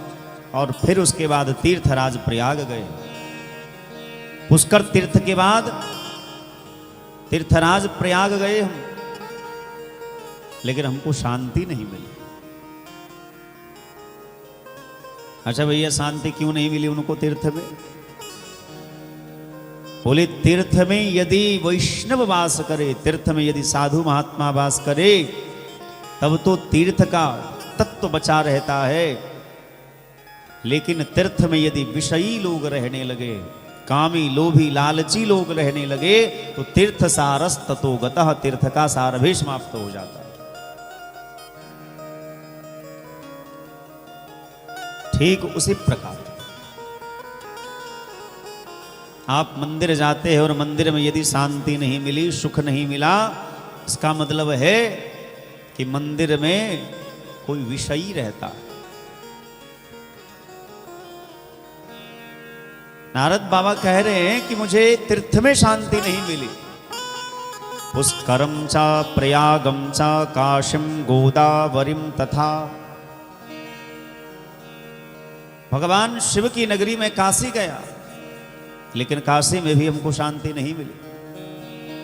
कासिम गोदावरीम तथा, गोदावरी गंगा के तट पर गए, वहां भी हमको शांति नहीं मिली।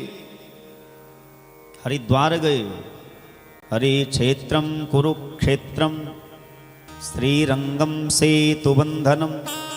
हरिद्वार गए, कुरुक्षेत्र गए, रामेश्वरम गए, लेकिन हमको शांति कहीं नहीं मिली। नारद बाबा कहते हैं एव मादीसु तीर्थेषु भ्रममान इतस्ततः। इस प्रकार से हम एक एक तीर्थ घूमे, लेकिन हमको शांति कहीं नहीं मिली।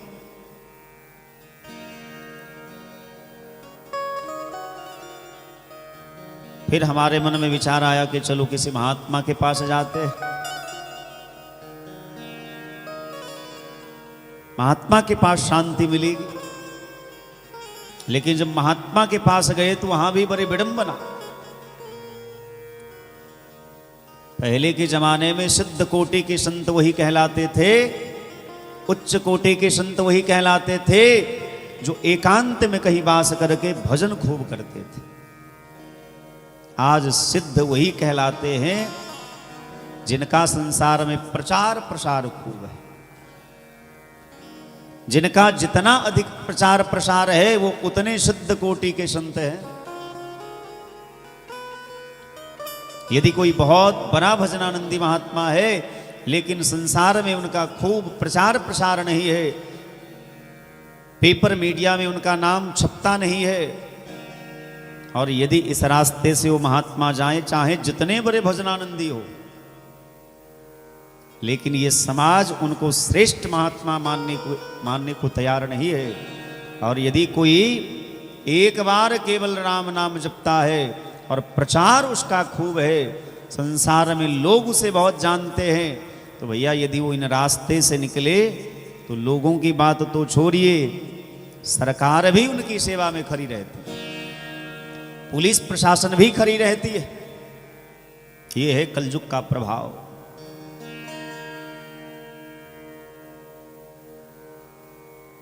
बोले इस संसार में प्रतिभा का कोई मोल नहीं है, सफल सिद्ध अनमोल वही है जिसका प्रबल प्रचार हमने देख लिया। यहां सब मतलब के यार हमने देख लिया। महात्माओं के पास भी सुख नहीं मिला। एक संत कहते हैं कि घर छोड़ के त्यागी बना, घर छोड़ के त्यागी बना, छोड़ी न कंचन कामिनी। और वैराग्य जब भीतर नहीं तो त्यागी हुआ तो क्या हो। घर तो इसलिए छोड़े भैया कि बाबा जी बनेंगे, खूब भजन करेंगे, संसार में किसी से कोई लेना देना नहीं, भगवान की कृपा से 2 वक्त की रोटी मिल जाएगी, वो रोटी पा लेंगे, कहीं पानी पी लेंगे, किसी वृक्ष की छाव में सो करके जीवन बिता लेंगे राम नाम के सहारे। लेकिन जैसे बाबा जी बने, थोड़ी प्रतिष्ठा हुई, लोगों में मान सम्मान बढ़ा, तो बड़े बड़े आश्रम बनाने लगे, बड़ी बड़ी गाड़ियां खरीद करके रखने लगे। आज एक चेला बना, अब पूरी रात नींद नहीं आई, यही सोचते रहे कि कितना अधिक चेला बन जाए। यदि बगल वाले गांव के महात्मा के पास 1000 चेला है तो हमारा 1500 क्यों नहीं है। यदि उस महात्मा के पास 4 गाड़ी है तो हमारे पास 5 गाड़ी क्यों नहीं है। तो भैया यही करना था तो फिर बाबा जी क्यों बने। एक महात्मा का भाव है कि राम गुण गाया नहीं, गायक हुआ तो क्या हुआ। मां बाप के मन भाया नहीं, लायक हुआ तो क्या हुआ। आप पढ़ लिख करके बहुत बड़े अधिकारी बन गए, अमेरिका में बहुत बड़ा बिल्डिंग बना लिए, नौकरी मिल गई, गाड़ियां, बड़ी बड़ी गाड़ियां आपने खरीद ली, बहुत सारे पैसे हैं आपके पास, लेकिन यदि आपके माता पिता आपसे खुश नहीं हैं तो आप 1 नंबर के नालायक हैं। आप बहुत सारे सुंदर गीत गाते हैं, आपके गीतों को सुनकर के दुनिया के लोग थिरकने लगते हैं, नाचने लगते हैं, पर आपके गीत को सुनकर के गोविंद प्रसन्न ना हो, फिर वो गीत गीत नहीं है। बोले राम गुण गाया नहीं, गायक हुआ तो क्या हुआ। एक जगह एक सुंदर मंच बना हुआ था, बहुत सारे कलाकारों का जमावड़ा हुआ था, बहुत सारे कलाकार आए थे, सबने अपनी अपनी प्रस्तुति दी, एक एक सुंदर सुंदर राग में, एक से एक सुंदर राग में सबकी प्रस्तुति हुई। बाद में एक भोला भाला व्यक्ति, साधु स्वभाव था, तिलक लगाए हुआ, उसको मौका मिला कि वो भी आप भी अपनी एक प्रस्तुति दे। वो सूरदासी के पद गाने लगे और सूरदासी के पद गाते गाते उनके आंख से आंसू बहने लगा। भाव ऐसा आया कि गोविंद हमारे सामने बैठ करके हमारे पद को सुन रहे हैं, स्वयं को सूरदास बाबा मानने लगे और ऐसा भाव उनके मन में आया कि भगवान यहां बैठ करके हमारे पद को सुन रहे हैं। आयोजक जो थे उन्होंने कहा कि हे बाबा, तुम्हारा ये पद सुनने के लिए यहां कोई नहीं बैठा है, राग में गाओ, राग में। यहां बड़े बड़े कलाकार हैं जो एक से एक राग में गाए हैं। महात्मा के भजन की लरी टूट गई। महात्मा ने बड़ा सुंदर जवाब दिया कि भैया तुम लोग राग में गाओ, हमको अनुराग से गाने दो। हमने सुना है भगवान राग से नहीं, भगवान अनुराग से प्रसन्न होते हैं, और इसीलिए तुलसी बाबा ने मानस में लिखा कि राम ही केवल प्रेम प्यारा, भगवान को केवल अनुराग से प्रेम है भैया। जान ले हो जो जाननिहारा, जिनको जितना जानना हो जान लीजिए, भगवान को केवल प्रेम प्यारा है और कुछ भी ठाकुर जी को नहीं चाहिए। हमको इनको संसार के लोगों को खुश करना है तो बढ़िया बढ़िया चीज दीजिए, बढ़िया गाड़ी दीजिए, खूब पैसा दीजिए, बढ़िया कपड़ा दीजिए, वो प्रसन्न होंगे। लेकिन भगवान इन सब चीजों से नहीं, अपितु भगवान भाव से प्रसन्न होते, प्रेम से प्रसन्न होते। नारद बाबा कहते हैं महात्मा के यहां भी हमको शांति नहीं मिली, ना तीर्थ में शांति मिली, ना मंदिर में शांति मिली। फिर हम चले गए कहां? गृहस्थ किया। हमको लगा कि संसार में सबसे सुंदर आश्रम यदि कोई है तो वो है गृहस्थाश्रम। लेकिन वहां जाकर के भी हमने क्या देखा? तरुणी प्रभुता गे श्यालको बुद्धिदायक, कन्या विक्रयिनो लोभात दंपति नाम चकलकनम। मैंने देखा कि एक घर में 5 सदस्य है और उसमें एक बूढ़ा व्यक्ति है, लेकिन उस बूढ़े व्यक्ति से कोई ठीक से बात तक नहीं करता। वार्ताम कोपी न पृच्छति गेहे, 2 मिनट उसके पास कोई बैठ करके उसका हाल चाल तक नहीं पूछता। और भैया ये कलयुग है, कलयुग में घर के बूढ़े लोगों की स्थिति कुत्ते के जैसे हो गई है। थोड़ा बुरा लगेगा लेकिन क्षमा करिएगा। आदमी कुत्ता क्यों पालता है? हमारे घर की रखवाली करेगा, जब हम सोते रहेंगे यदि कोई चोर उचक्का हमारे घर में आएगा तो भौंकेगा, हमारे धन की सुरक्षा करेगा, हमारे खेत की सुरक्षा करेगा, हमारे घर की सुरक्षा करेगा। विचार करिएगा तो आजकल के जमाने में बूढ़े लोगों की भी यही स्थिति है। माँ बाप क्या करते हैं? मेहनत मजदूरी करके बाल बच्चों को पढ़ाते लिखाते हैं कि बुढ़ापे में लाठी का सहारा होगा ये। लेकिन बाल बच्चा पढ़ लिख करके बड़ा नौकरी पाया और नौकरी मिली सो वही घर बना करके रहने लगा। अब आप क्या करिए? उसके जमीन की रक्षा करिए, उसके घर की रखवाली करिए, बदले में आपको 4,000 5,000 महीने में रुपया दिया जाए। प्रायः घरों की यही हाल है। यदि बूढ़े लोगों का घर में सम्मान हो रहा है तो 2 प्रकार की बात हो सकती है। एक तो वह बूढ़ा व्यक्ति बड़ा भाग्यशाली है, उसके पूर्व जन्म का बड़ा पुण्य है जो घर के लोग उनकी सेवा करते हैं। अथवा यदि किसी घर में किसी बूढ़े लोगों के लिए सुंदर भोजन की व्यवस्था है, सुंदर बिछावन की व्यवस्था है, खान पान की बढ़िया व्यवस्था है, तो समझ लिए कि वो बूढ़ा व्यक्ति सरकारी नौकरी वाला होगा, उसको पेंशन मिल रहा होगा। इसीलिए सास को पुतोह खूब सेवा करती है कि सेवा नहीं करूंगी तो पेंशन जो सुख मिल रहा है वो नहीं मिलेगा। और ये बहुत सत्य बात है। यदि घर में बूढ़ों का सम्मान हो रहा है तो केवल यही दो कारण हो सकते हैं। आप यदि नौकरी में नहीं हैं, आपको पेंशन नहीं मिल रहा है, फिर भी आपका बेटा, आपका पुतोह, आपके घर के लोग आपका खूब ख्याल रखते हैं, तो आप भाग्य मनाइए कि आपने किसी जन्म में बहुत अच्छा कमाया था कि आपको ऐसा बेटा पुतोह मिला, ऐसा परिवार मिला। नहीं तो भैया ये कलयुग है। कलयुग के बालकों के विषय में तुलसी बाबा पहले ही लिख दिए। ससुरारी पियारी लगी जब ते रिपुरूप कुटुंब भये तब ते ससुरारी पियारी रूप कुटुंब भये तब ससुरारी पियारी लगी जब ते रिपुरूप कुटुंब भये तब ते ससुरारी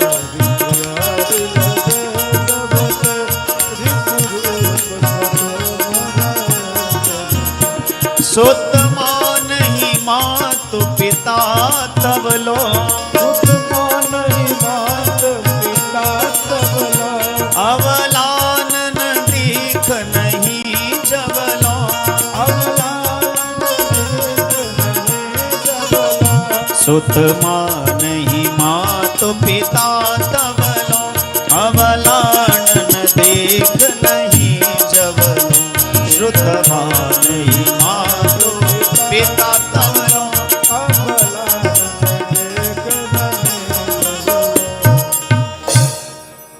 भैया हमारी बात यदि आपको बुरी लगे तो हम पर केस मुकदमा न करिएगा, तुलसीदास जी पर करिए।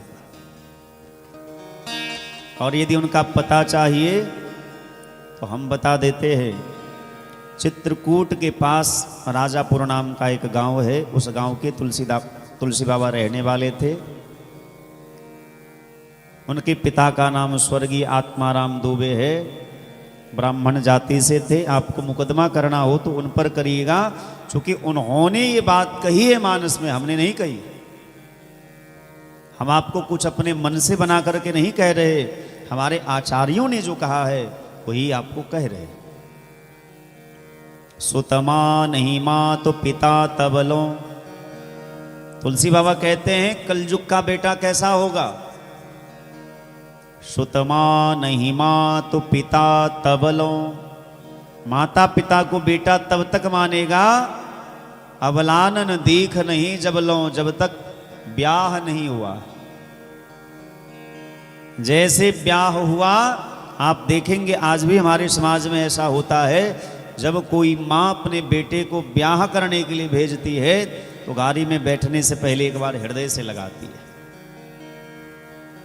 छाती से सटा करके याद दिलाती है कि बेटा तो इसी छाती का दूध पी करके इतना बड़ा हुआ है, अब आज से तुम्हारा जीवन बदल रहा है। तुम्हारे जीवन में एक नया साथी आ रहा है, तुम्हारी जिम्मेदारियां बढ़ने वाली है। अपने हृदय से लगा करके मां अपने उस संतान को ये याद दिलाती है कि इसी स्तन का दुग्ध पान करके तुम इतने बड़े हुए हो, आज से तुम्हारी दुनिया अलग होने वाली है, तो अपनी मां को मत भूल जाना। लेकिन बेटा उतना ही नालायक। जैसे ब्याह हुआ, घरवाली का मुंह देखा,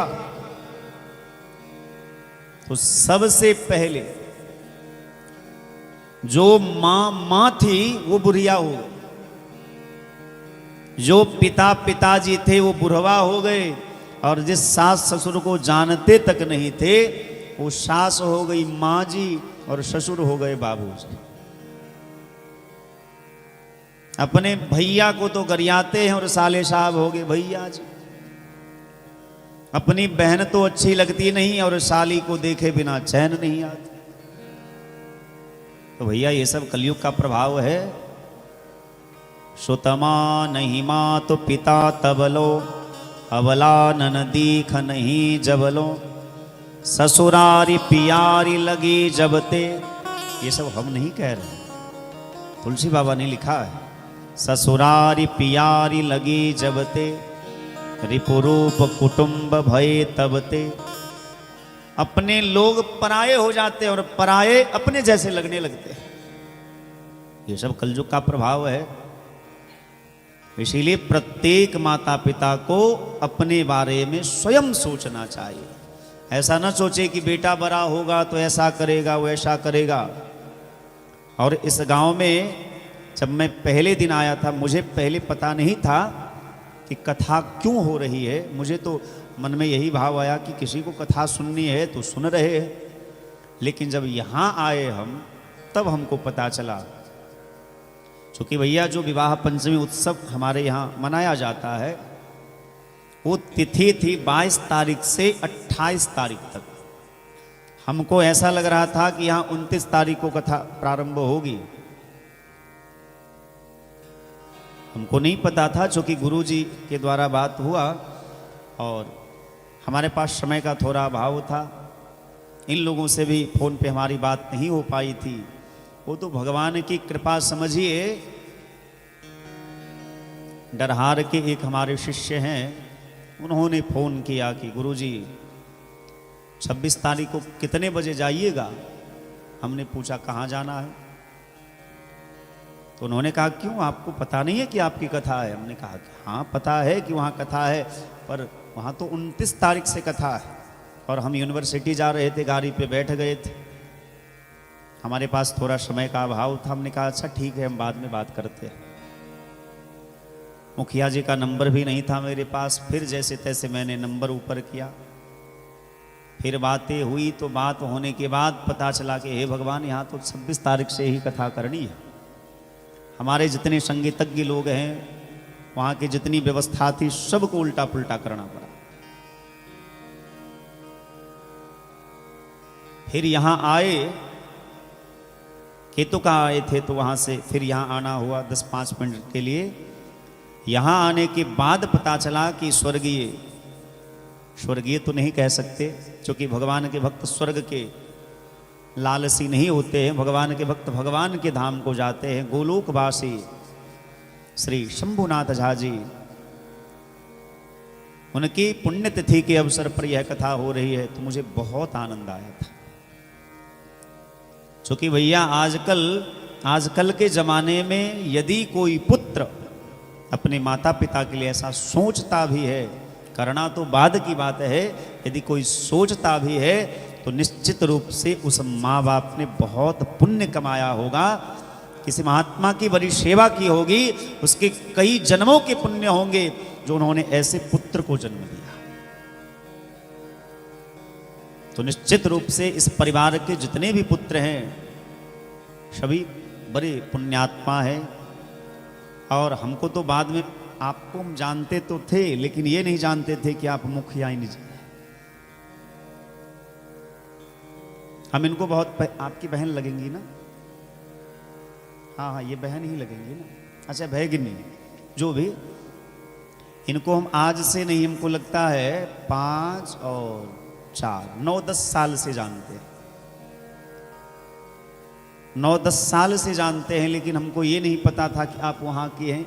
वो तो आपका शायद शादी का सालगिरह था इस बीच में, तो हमने फोटो देखा तो हमने कहा अरे बाप रे बाप, इनको तो बहुत पहले से जानते हैं।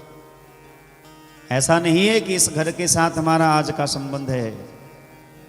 हम खराजपुर जाते थे, वहीं इनका दर्शन हुआ था और वहीं से हम दोनों एक दूसरे को जानते हैं। और वहाँ से क्या भैया, वैष्णव का तो एक अलग ही संबंध होता है। वो भी भगवान के मानने वाले, हम भी भगवान को मानने वाले। हरिजन से हरिजन मिले तो नाचे 7 करोड़। जब एक वैष्णव को कथा सुनाने का अवसर मिलता है तो बड़ा आनंद आता है। अब हम लोगों की मजबूरी होती है कि कथा में अवैष्णव को उठा के भगा तो नहीं देंगे, कहेंगे नहीं भैया कि तुम भाग जाओ। लेकिन जब वैष्णव श्रोता मिलते हैं तो बहुत अच्छा लगता है। मानस में तुलसी बाबा लिखते हैं कि पुत्रवती जुवती जग सोई, रघुपति भगत जासु सुत होई। यदि किसी माँ के संतान वैष्णव होते हैं, भगवान के भक्त होते हैं, तो माँ बाप बड़े भाग्यशाली हैं।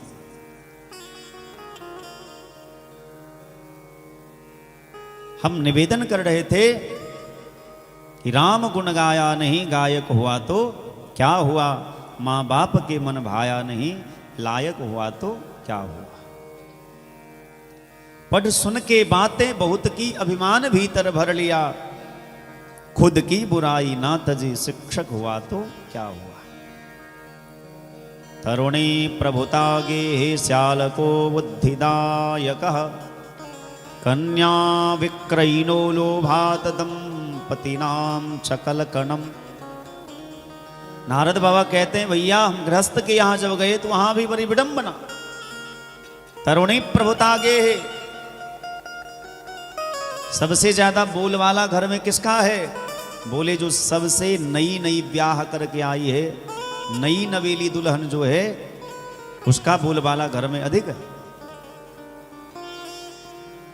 और शाल को बुद्धिदायक, घर में विचार विमर्श करना होता है, विचार लेना होता है तो भैया को भूल जाते हैं, साले साहब से विचार लेते हैं। शाल को बुद्धिदायक, भैया साले साहब यदि पढ़े लिखे हों शिक्षित हो तो विचार लेने में कोई आपत्ति नहीं है, लेकिन ब्रजवासी लोग कहते हैं कि दीवार बिगाड़े आरो और घर बिगाड़े सारो।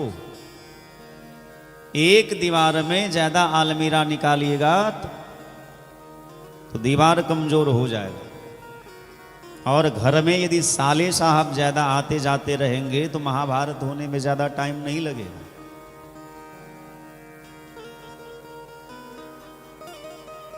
साले शकुनी ना होते तो शायद महाभारत का युद्ध नहीं होता। आप विचार करिएगा तो दुर्योधन इतना भी बुरा नहीं था जितना बुरा उसे शकुनी मामा ने बना दिया। उकसा उकसा करके, चूंकि आप जब उसकी गहराई में जाइएगा तो शकुनी की प्रतिज्ञा थी कि हम इसके वंश को ही समाप्त कर देंगे। गांधारी का विवाह धृतराष्ट्र के साथ जो हुआ तब से ही शकुनी ने प्रतिज्ञा कर ली थी कि जब तक मैं इसके परिवार को नाश नहीं कर दूंगा तब तक मैं यहां से लौट करके नहीं जाऊंगा। तो भैया साले साहब से थोड़े सतर्क रहिए। इसका मतलब ये नहीं है कि संबंध न रखिए, संबंध रखिए, लेकिन थोड़ी सतर्कता होनी चाहिए। आपके आजकल ऐसा होता है कि परिवार के निजी मामले में बाहर के लोग दखल अंदाजी करके परिवार को तहस नहस कर देते हैं। आपके भाई भाई में यदि नहीं बनती है तो ये बात पड़ोसियों को पता नहीं चलनी चाहिए। यदि आपके परिवार में अनबन है किसी बात को लेकर के, थोड़ा समय दीजिए अपने आप को, थोड़ा समय सामने वाले को दीजिए। 2 दिन 4 दिन 5 दिन 10 दिन में जब मामला थोड़ा शांत होगा, ठंडा होगा, तो आराम से बैठ करके अपने परिवार के मामले को अपने परिवार में ही निपटा लीजिए। यदि पड़ोसियों को पता चल गया तो घर फूटे और गंवार लूटे। इसीलिए परिवार के मामले में किसी और को प्रवेश न करने दीजिए, नहीं तो बहुत दुख होगा। शालको बुद्धिदायक, कन्या विक्रयिनो लोभात दंपति नाम चकल कणम। बोले आजकल लोग कन्यादान नहीं अपितु कन्या का विक्रय करते। एक जमाना ऐसा था जो पहले घर और वर होता था कि घर वर कैसा है। आजकल लोग घर बाद में देखते हैं, वर पहले देखते हैं। ये नहीं देखते कि इसका खानदान कैसा है, इसका संस्कार कैसा है। यदि सरकारी नौकरी है तो बिना कुछ सोचे समझे लोग अपनी बेटी को उसके हाथ में दे देते। कन्या विक्रयिनो लोभात, लोभ के कारण, ये बहुत धनवान व्यक्ति है, इसके पास धन की कोई कमी नहीं है, बिना कुछ सोचे समझे अपनी कन्या का दान कर देते हैं। और इसीलिए होता क्या है, दंपति नाम चकल कणम, पति पत्नी में दिन रात झगड़े होते रहते हैं। यदि मन नहीं मिलेगा, संस्कार नहीं मिलेगा, विचार नहीं मिलेगा तो जीवन भर आपके जीवन में कलह ही कलह होगा, और जहां कलह होगा वहां शांति नहीं होगी। नारद बाबा कहते हैं ना मुझे गृहस्थ के यहां सुख मिला, ना महात्मा के यहां सुख मिला, ना तीर्थ में सुख मिला। मेरा मन और अशांत हो गया। हम अपने मन को शांत करने के लिए श्री धाम वृंदावन गए। यामुनम तटमापन्नो यत्र लीला हरेरभूत। और वृंदावन में भगवान के दर्शन करते हुए हम श्री यमुना जी के पावन तट पर गए। वहां मैंने एक बहुत बड़ा आश्चर्य देखा। तत्राश्चर्यम मया दृष्टम श्रूयताम तन मुनीश्वरा। हे मुनीश्वर, हे महात्मन, मैंने एक बड़ा आश्चर्य देखा। वहां यमुना जी के पावन तट पर एक बहुत सुंदर विशाल आसन लगा हुआ है और उस सिंहासन पर एक सुंदर स्त्री बैठी हुई है और वहां दो पुरुष अचेत अवस्था में पड़े हुए और सिंहासन पर बैठी स्त्री रो रही है, विलाप कर रही है। और मैंने देखा कि अगल बगल में और बहुत सारी स्त्रियां हैं जो सुंदर सुंदर स्त्रियां हैं। कोई पानी लेकर के उनकी सेवा में खड़ी है कि आप पानी पी लीजिए। कोई आंसू पोंछ रही है, कोई पंखा कर रही, कोई हृदय से लगा करके कह रही है चिंता न करिए, सब ठीक हो जाएगा। नारद जी कहते हैं कि जब मैंने उस देवी के दुख को देखा तो हमारा दुख कम पड़ गया और मेरे मन में विचार आया कि मैं जाकर के पूछूं कि हे देवी, आपको किस बात का दुख है, क्यों रो रही है। लेकिन दूसरे क्षण हमारे मन में यह भाव आया कि भाई स्त्री के ऊपर आंख बंद करके भरोसा नहीं करना चाहिए। दो लोग पर आंख बंद करके भरोसा कभी नहीं करना चाहिए। किसके किसके ऊपर? नेता के ऊपर और स्त्री के ऊपर। मुखिया जी क्षमा करिएगा, लेकिन सत्य बात है। मुखिया जी तो फिर भी गांव से जुड़े रहते हैं, समाज से जुड़े रहते हैं, जमीन से जुड़े रहते हैं। यदि मुखिया जी की जरूरत समाज को कभी होगी तो रात के 12 बजे भी मुखिया जी मिल जाएंगे। लेकिन जो विधायक और सांसद चुनाव के समय में आता है, मंच पे खड़ा होकर के कहता है कि एक बार हमको वोट दे करके देखिए, आपका गली ठीक हो जाएगा, आपके गांव का रास्ता ठीक हो जाएगा, हम शिक्षा में सुधार लाएंगे। और उस ससुरा को 5 साल अपने परिवार को ही सुधारने में बिता देता। उस समाज को क्या सुधारेगा? वो हमारे गांव की गली को क्या ठीक करेगा? उसके बेटे का जीवन कैसे बढ़िया बनेगा? वो ये 5 साल यही सोचता रहता है। जब चुनाव का समय आवे तो बड़े बड़े मंत्री जो है, जिनका बड़ा बड़ा चैम्बर है, इस गली में आपको घूमते हुए नजर आएंगे और कहेंगे आप ही मेरे माई बाप। गधा को भी बाप बनाने के लिए तैयार हो जाता है। गांव में जिसकी कोई पूछ नहीं है, कोई मान सम्मान नहीं है, उसके पास भी वो मंत्री जी पहुंचेंगे और आप ही हमारे मालिक है, जनता जनार्दन आप ही हैं, एक बार हमको वोट दीजिए, देखिएगा मैं आपके जीवन न बदल दूं तो कहिएगा। वो बेचारा जीवन क्या बदलेंगे? जब चुनाव जीत गए फोन करिए, नेताजी हमारे गांव में ऐसी ऐसी समस्या है, तो पहला झंझट नेताजी खुद फोन नहीं उठाएंगे, उनका पीए फोन उठाए। नेताजी से मिलकर के कहिए कि वोट मांगने तो आप आए थे, आपका पीए नहीं आया था, आप फोन उठाइए।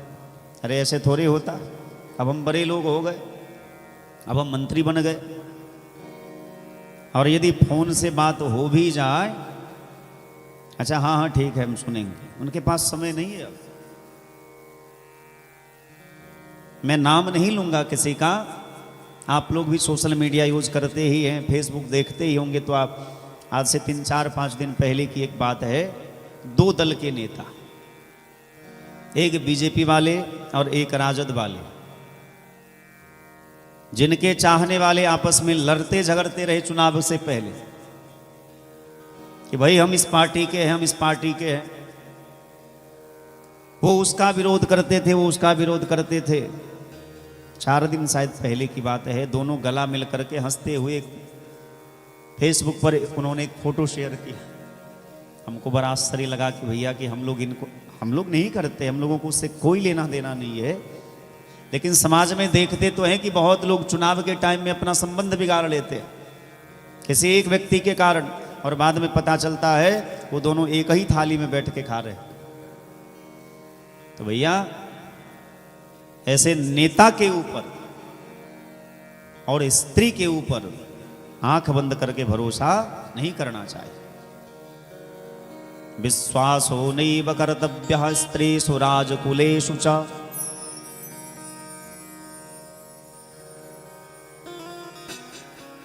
नारद बाबा के मन में दया आ गई कि चलो इस देवी से पूछते हैं, लेकिन दूसरे क्षण मन में विचार आया कि नहीं, कहीं कुछ उल्टे सीधे काम में फंसा देंगी तो। कि भैया हम रो रहे थे, आपको क्या लेना देना था, आपने क्यों टोका हम। तो नारद बाबा जाने लगे। उसी समय उस देवी ने कहा, भो भो साधो।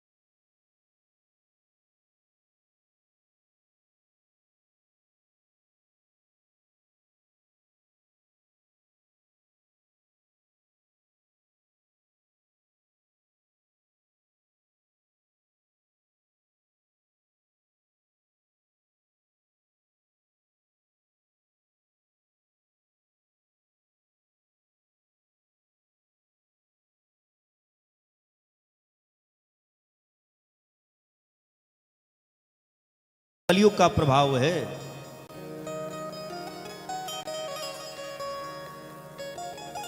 ध्यान लगा करके नारद बाबा ने सब देख लिया और कहते हैं, भक्ति महारानी आप चिंता न करिए, त्वं तो भक्ति प्रिया तस्या सततं प्राणतोऽधिका, त्वया होतस्तु भगवान याति नीच गृहेष्वपि। आप तो भगवान की प्राण वल्लभा है, आपके आह्वान करने मात्र से भगवान नीच के घर में भी चले जाते हैं। त्वं तो भक्ति प्रिया तस्या सततं प्राणतोऽधिका, त्वया हुतस्तु भगवान याति नीच गृहेष्वपि। श्री कृष्ण चरणाम भोजा स्मर दुखम गमिष्यति। भगवान कृष्ण के चरणारविंद का ध्यान करिए, उनका ध्यान करने मात्र से सभी प्रकार के दुखों का नाश हो जाएगा। और ये कह करके नारद बाबा ज्ञान वैराग्य को जगाने लगे। रे ज्ञान रे वैराग्य प्रबुध्यताम प्रबुध्यताम। रे ज्ञान रे वैराग्य जगो जगो जगो। वेद वेदांत घोषश्च गीता पाठेर मुहुर्मुहुः। ज्ञान वैराग्य के कान में जाकर के नारद बाबा ने वेद का पाठ किया, वेदांत का पाठ किया, भगवान के श्री मुखारविंद से निकली हुई श्रीमद् भगवत गीता का पाठ किया, और एक दो बार नहीं बार बार किया। वेद के प्रभाव से, वेदांत के प्रभाव से, भगवत गीता के प्रभाव से ज्ञान वैराग्य की चेतना एक क्षण के लिए वापस तो आई, लेकिन फिर से वो अचेत अवस्था में पड़ गई। इतना प्रयत्न करने के बाद भी जब ज्ञान वैराग्य नहीं जगे तो नारद बाबा चिंतित हो गए कि अब क्या करें। हमारे पास जो कुछ था वो तो हमने प्रयोग कर लिया, बड़े चिंतातुर हो गए कि हमने भक्ति महारानी को वचन दिया है कि आपका दुख मैं दूर करूंगा। अब किया क्या जाए। जैसे नारद बाबा चिंतित हुए उसी समय आकाशवाणी हुई, हे नारद जी आप प्रयत्न करिए, सत्कर्म करिए। आपका प्रयत्न जो है, उद्यम जो है कभी नष्ट नहीं होगा, आप सफल होंगे, लेकिन सत्कर्म करिए। नारद बाबा ने पूछा सत्कर्म है क्या? इतने देर से वेद का पाठ कर रहे थे, वेदांत गीता का पाठ कर रहे थे, यदि ये सत्कर्म नहीं है तो सत्कर्म किसको कहते हैं? आकाशवाणी ने कहा ये कोई दिव्य संत आपको बताएंगे। ज्ञान वैराग्य भक्ति को वही यमुना जी के पावन तट पर छोड़ करके नारद बाबा दिव्य संत की खोज करने निकले। और जो भी संत महात्मा वैष्णव मिलते थे सबसे नारद जी यही पूछते थे कि आकाशवाणी ने जो सत्कर्म करने के लिए कहा वो सत्कर्म क्या है?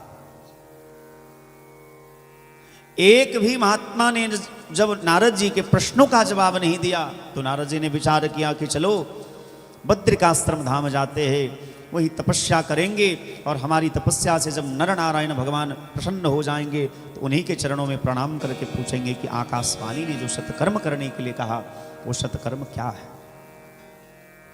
सो भैया नर नारायण भगवान तो मिले नहीं, आप मिल गए हो।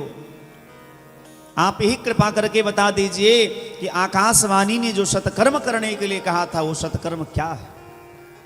सनकादिक ऋषि मुस्कुराने लगे, वाह नारद जी, इतनी छोटी सी बात के लिए आप इतने परेशान हो रहे। नारद जी कह रहे हैं कि आपको ये छोटी सी बात लगती है? मैंने वेद वेदांत गीता सबका पाठ किया, कोई प्रभाव नहीं पड़ा, और आप इसको छोटी सी बात कह रहे। सनकादिक ऋषि कह रहे हैं नारद जी आपने गीता का पाठ जरूर किया, वेद वेदांत का पाठ जरूर किया, लेकिन आपने भागवत जी का पारायण नहीं सुनाया, भागवत जी की कथा नहीं सुनाई। नारद जी हंसने लगे, वाह भैया, मतलब वेद के पाठ से जब कुछ नहीं हुआ, वेदांत के पाठ से नहीं हुआ, गीता के पाठ से नहीं हुआ, तो भागवत जी के पारायण से क्या होगा? सनकादिक ऋषि कहते हैं पहले ये बताइए कि भागवत जी है क्या?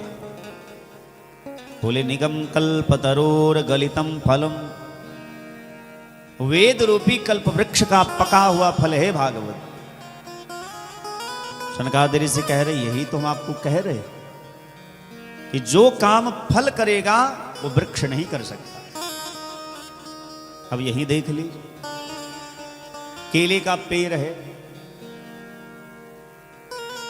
इसमें फल लगा हुआ है, लेकिन जो काम फल करेगा, जो स्वाद फल में मिलेगा, वो स्वाद पेड़ में नहीं मिलेगा।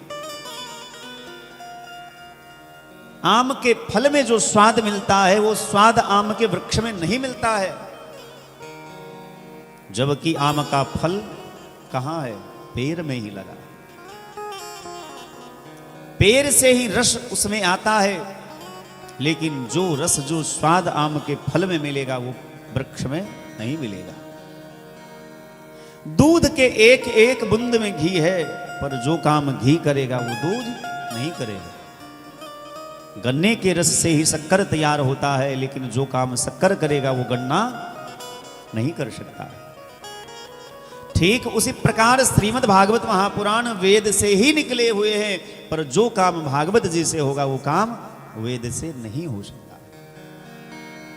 नारद जी प्रसन्न हो गए, वाह भैया, आज हमें विश्वास हो गया कि कोई कितना भी पढ़ लिख ले, कोई कितना बड़ा विद्वान हो जाए, लेकिन जब तक आप जैसे महात्माओं की कृपा नहीं होती है, आप जैसे महापुरुषों का दर्शन नहीं होता है, तब तक किसी का ज्ञान पूरा नहीं होता है। अब कृपा करके आप ही भागवत का अनुष्ठान करवा दीजिए। नारद जी की बात मान करके सनकादिक ऋषि बद्रिकाश्रम धाम से थोड़ा नीचे उतरे, हरिद्वार में पधारते हैं। हरिद्वार में बालुओं को समेट करके एक वृक्ष के नीचे सुंदर व्यासपीठ बनाया गया, और उस व्यासपीठ पर श्री सनकादिक ऋषि विराजमान हुए। नारद जी दीक्षा लेकर के, संकल्प लेकर के, हाथ में जल लेकर के बैठ गए।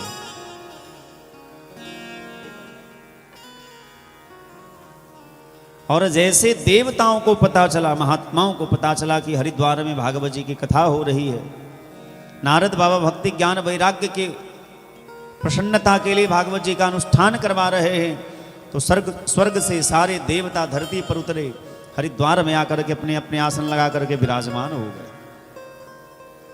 सभी वेद, सभी वेदांत, सभी पुराण सशरीर वहां उपस्थित हुए। सभी तीर्थ, सभी नदियां, सभी देवी देवता, सभी महात्मा अपने शिष्यों के संग, सदगृहस्थ जो हैं अपने परिवारजनों के संग आ करके सभी भागवत की कथा श्रवण करने के लिए हरिद्वार में विराजमान होते हैं। और जैसे नारद बाबा ने हाथ में जल लिया कि मैं भक्ति ज्ञान और वैराग्य की प्रसन्नता के लिए, ज्ञान वैराग्य की चेतना वापस लाने के लिए भागवत का अनुष्ठान कर रहा हूं, और जैसे जल को नीचे छोड़ा उसी समय देखते हैं भक्ति सुतौ तो तरुणो गृहीत्वा प्रेमैकरूपा सहसा विराशीत श्री कृष्ण गोविंद हरे मुरारे नाथेति नामानि मुहुर्वदन्ति, नाथेति नामानि मुहुर्वदन्ति। भक्ति महारानी अपने दोनों पुत्र ज्ञान और वैराग्य को लेकर के, उन दोनों ज्ञान और वैराग्य की चेतना वापस आ गई केवल भागवत का संकल्प करने मात्र से। ज्ञान वैराग्य को लेकर के भक्ति महारानी कथा पंडाल में पधारती हैं। भक्ति सुतौ तो तरुणो गृहीत्वा प्रेमैकरूपा सहसा विराशीत श्री कृष्ण गोविंद हरे मुरारे नाथेति नामानि मुहुर्वदन्ति। भगवान के सुंदर सुंदर नामों का जय घोष करती हुई भक्ति महारानी ज्ञान वैराग्य को लेकर के कथा के मध्य पधारती है। कथम प्रविष्टा कथम आगतेयम इति मुनि नाम तर्कयन्तः। लेकिन किस रास्ते से आई, कब आई, कैसे आई, किसी को पता नहीं चला। ठीक उसी प्रकार हम लोग भी जब भगवान की कथा श्रवण करने बैठते हैं, भागवत जी की कथा सुनने बैठते हैं, हमारे जीवन में भी ज्ञान भक्ति और वैराग्य का उदय होता है। भक्ति महारानी ने नारद बाबा से पूछा कि आपने सबके लिए बैठने की व्यवस्था की है, मैं कहाँ बैठूं? नारद बाबा ने देखा कि इनके लिए सबसे उत्तम स्थान है भक्तों का हृदय। नारद बाबा कहते कि यहाँ जितने श्रोता भगवान हैं उन सब का हृदय बड़ा निर्मल हो गया है, क्योंकि ये सभी कथा श्रवण करने यहाँ बैठे हैं, सब भागवत जी की शरण में आए हैं। इसीलिए आप सभी श्रोताओं के हृदय में जाकर के विराजमान हो जाइए। भक्ति महारानी ज्ञान और वैराग्य के सहित सभी श्रोताओं के हृदय में जाकर के विराजमान हो जाती है। सूत जी महाराज से शौनक आदि ऋषि पूछते हैं, क्या भागवत की कथा सुनने से ज्ञान भक्ति वैराग्य का उदय होता है अथवा पापियों के पापों का भी नाश होता है? और यदि पापियों का भी उद्धार होता है, उनके पापों का भी नाश होता है, तो के विशुद्धयन्ति वदन्तु मह्यम। भागवत की कथा सुनकर के कौन कौन पवित्र हुए हैं, कृपा करके हमको बताइए। शेष कथा हम लोग कल श्रवण करेंगे। आज वाणी को यही विश्राम देते हैं। गोकर्णोपाख्यान की कथा हम लोग कल कथा के माध्यम से सुनेंगे। कथा का समय 2:30 बजे है। दोपहर के 2:30 बजे कथा प्रारंभ होगी और भगवान की जब तक कृपा होगी तब तक चलेगी। क्योंकि प्रारंभ करने की जिम्मेदारी हम लेते हैं, विराम कैसे होगा, कितने बजे होगा, इसकी जिम्मेदारी हमारी नहीं है। हाँ, थोड़ा ध्यान जरूर रखेंगे, क्योंकि कथा में कई प्रकार के श्रोता होते हैं। कई श्रोता होते हैं जिनको केवल कथा सुनने में आनंद आता है। कई श्रोता होते हैं जिनको चुटकुला सुनने में आनंद आता है। कई श्रोता ऐसे होते हैं जिनको संसार की चर्चा सुनने में अधिक अच्छी लगती है। कई श्रोता ऐसे होते हैं जिनको गीत संगीत सुनने में आनंद आता है। तो सभी श्रोताओं का ध्यान रखना ये व्यास की जिम्मेदारी होती है, क्योंकि हम कथा केवल एक श्रोता को नहीं सभी श्रोताओं को सुना रहे हैं। इस बात को ध्यान में रखते हुए हम लोग कल से कथा पुनः 6 दिन तक श्रवण करेंगे। आज वाणी को यहीं विश्राम। आइए 2 बार भगवान नाम कीर्तन गाएं, तत्पश्चात आरती प्रसाद लेकर के जाएंगे और कल पुनः हम लोग सत्समय कथा में उपस्थित होकर के अपने जीवन को कृतार्थ करेंगे।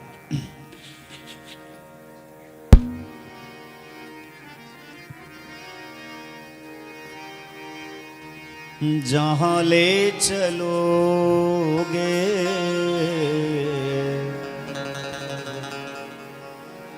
वहीं मैं चलूँगा, जहाँ ले चलोगे वहीं मैं चलूंगा। जहाँ ले चलोगे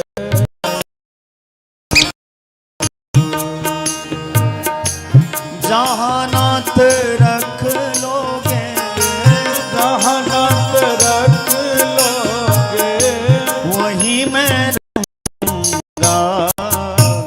जहाँ ले चलोगे वहीं मैं चलूंगा।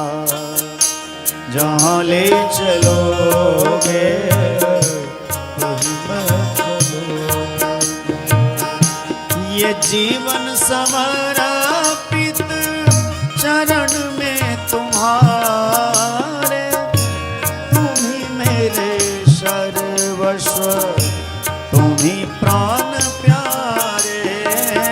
ये जीवन समर्पित चरण में तुम्हारे, तुम मेरे सर्वस्व, तुम ही प्राण प्यारे। कहना भी होगा, कहना भी होगा, कहना भी होगा, कहना भी होगा। तो तुमसे कहूँगा। जहाँ ले चलोगे वहीं मैं चलूँगा। जहाँ ले चलोगे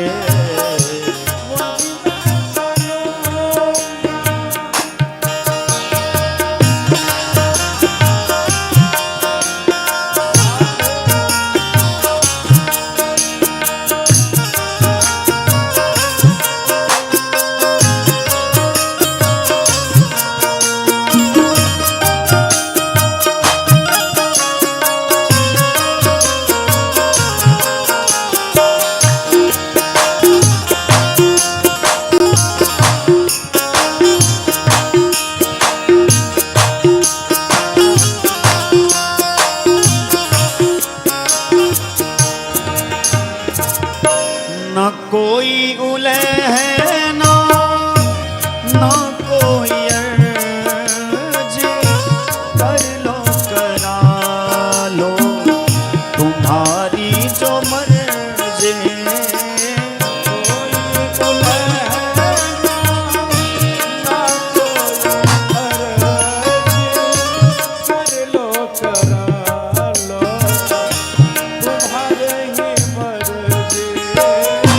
सहाओगे नाथ जो, खुशी से सहूँगा। जहाँ ले चलोगे वहीं मैं चलूँगा। जहाँ ले चलोगे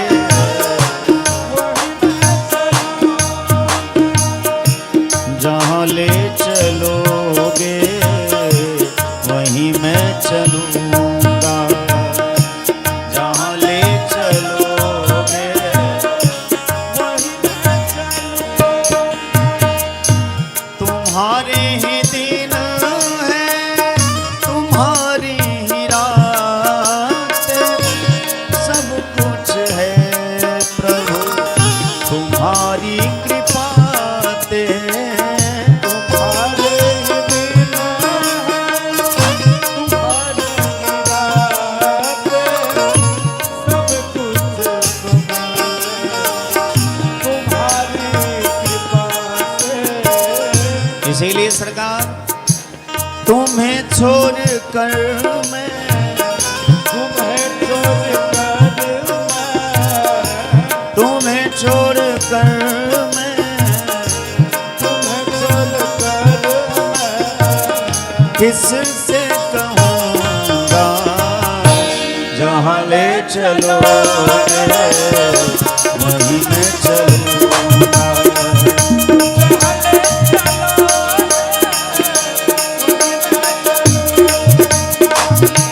जहाँ ले चलोगे वहीं मैं चलूँगा। जहाँ ले चलोगे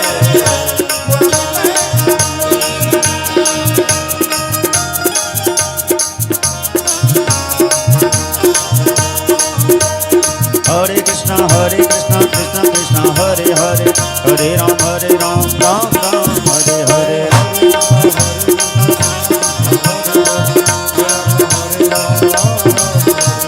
हरे कृष्णा कृष्णा कृष्णा हरे हरे, हरे राम राम राम हरे हरे।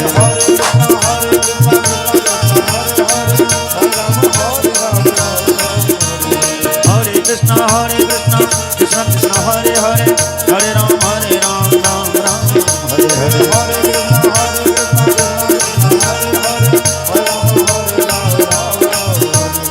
हरे कृष्णा कृष्णा कृष्णा हरे हरे, हरे राम राम राम हरे हरे। हरे कृष्णा कृष्णा हरे हरे, हरे राम राम हरे हरे।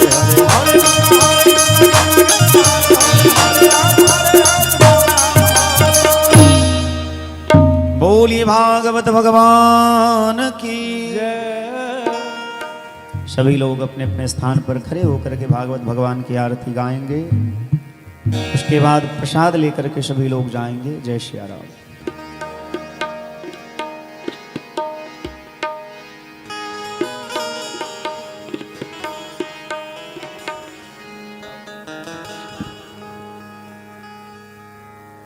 बांके बिहारी तेरी आरती